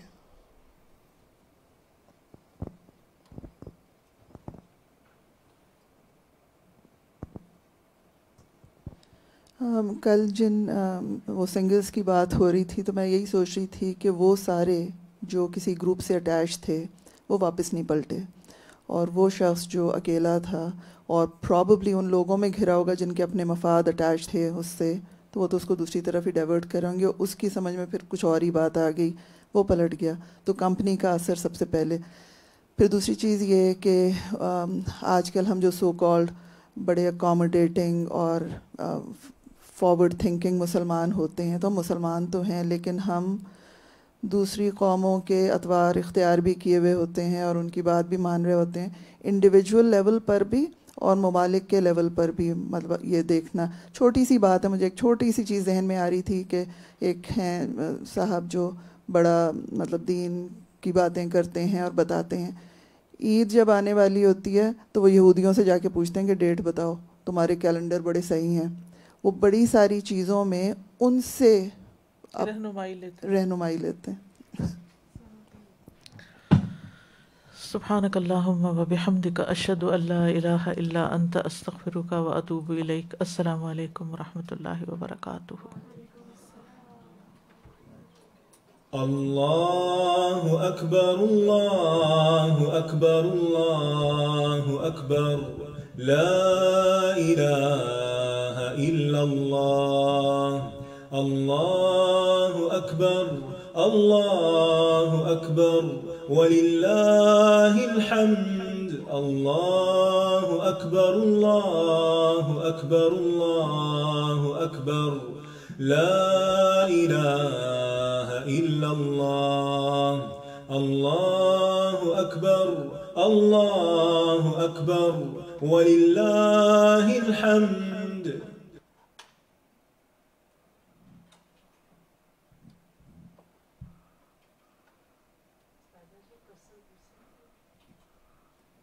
جی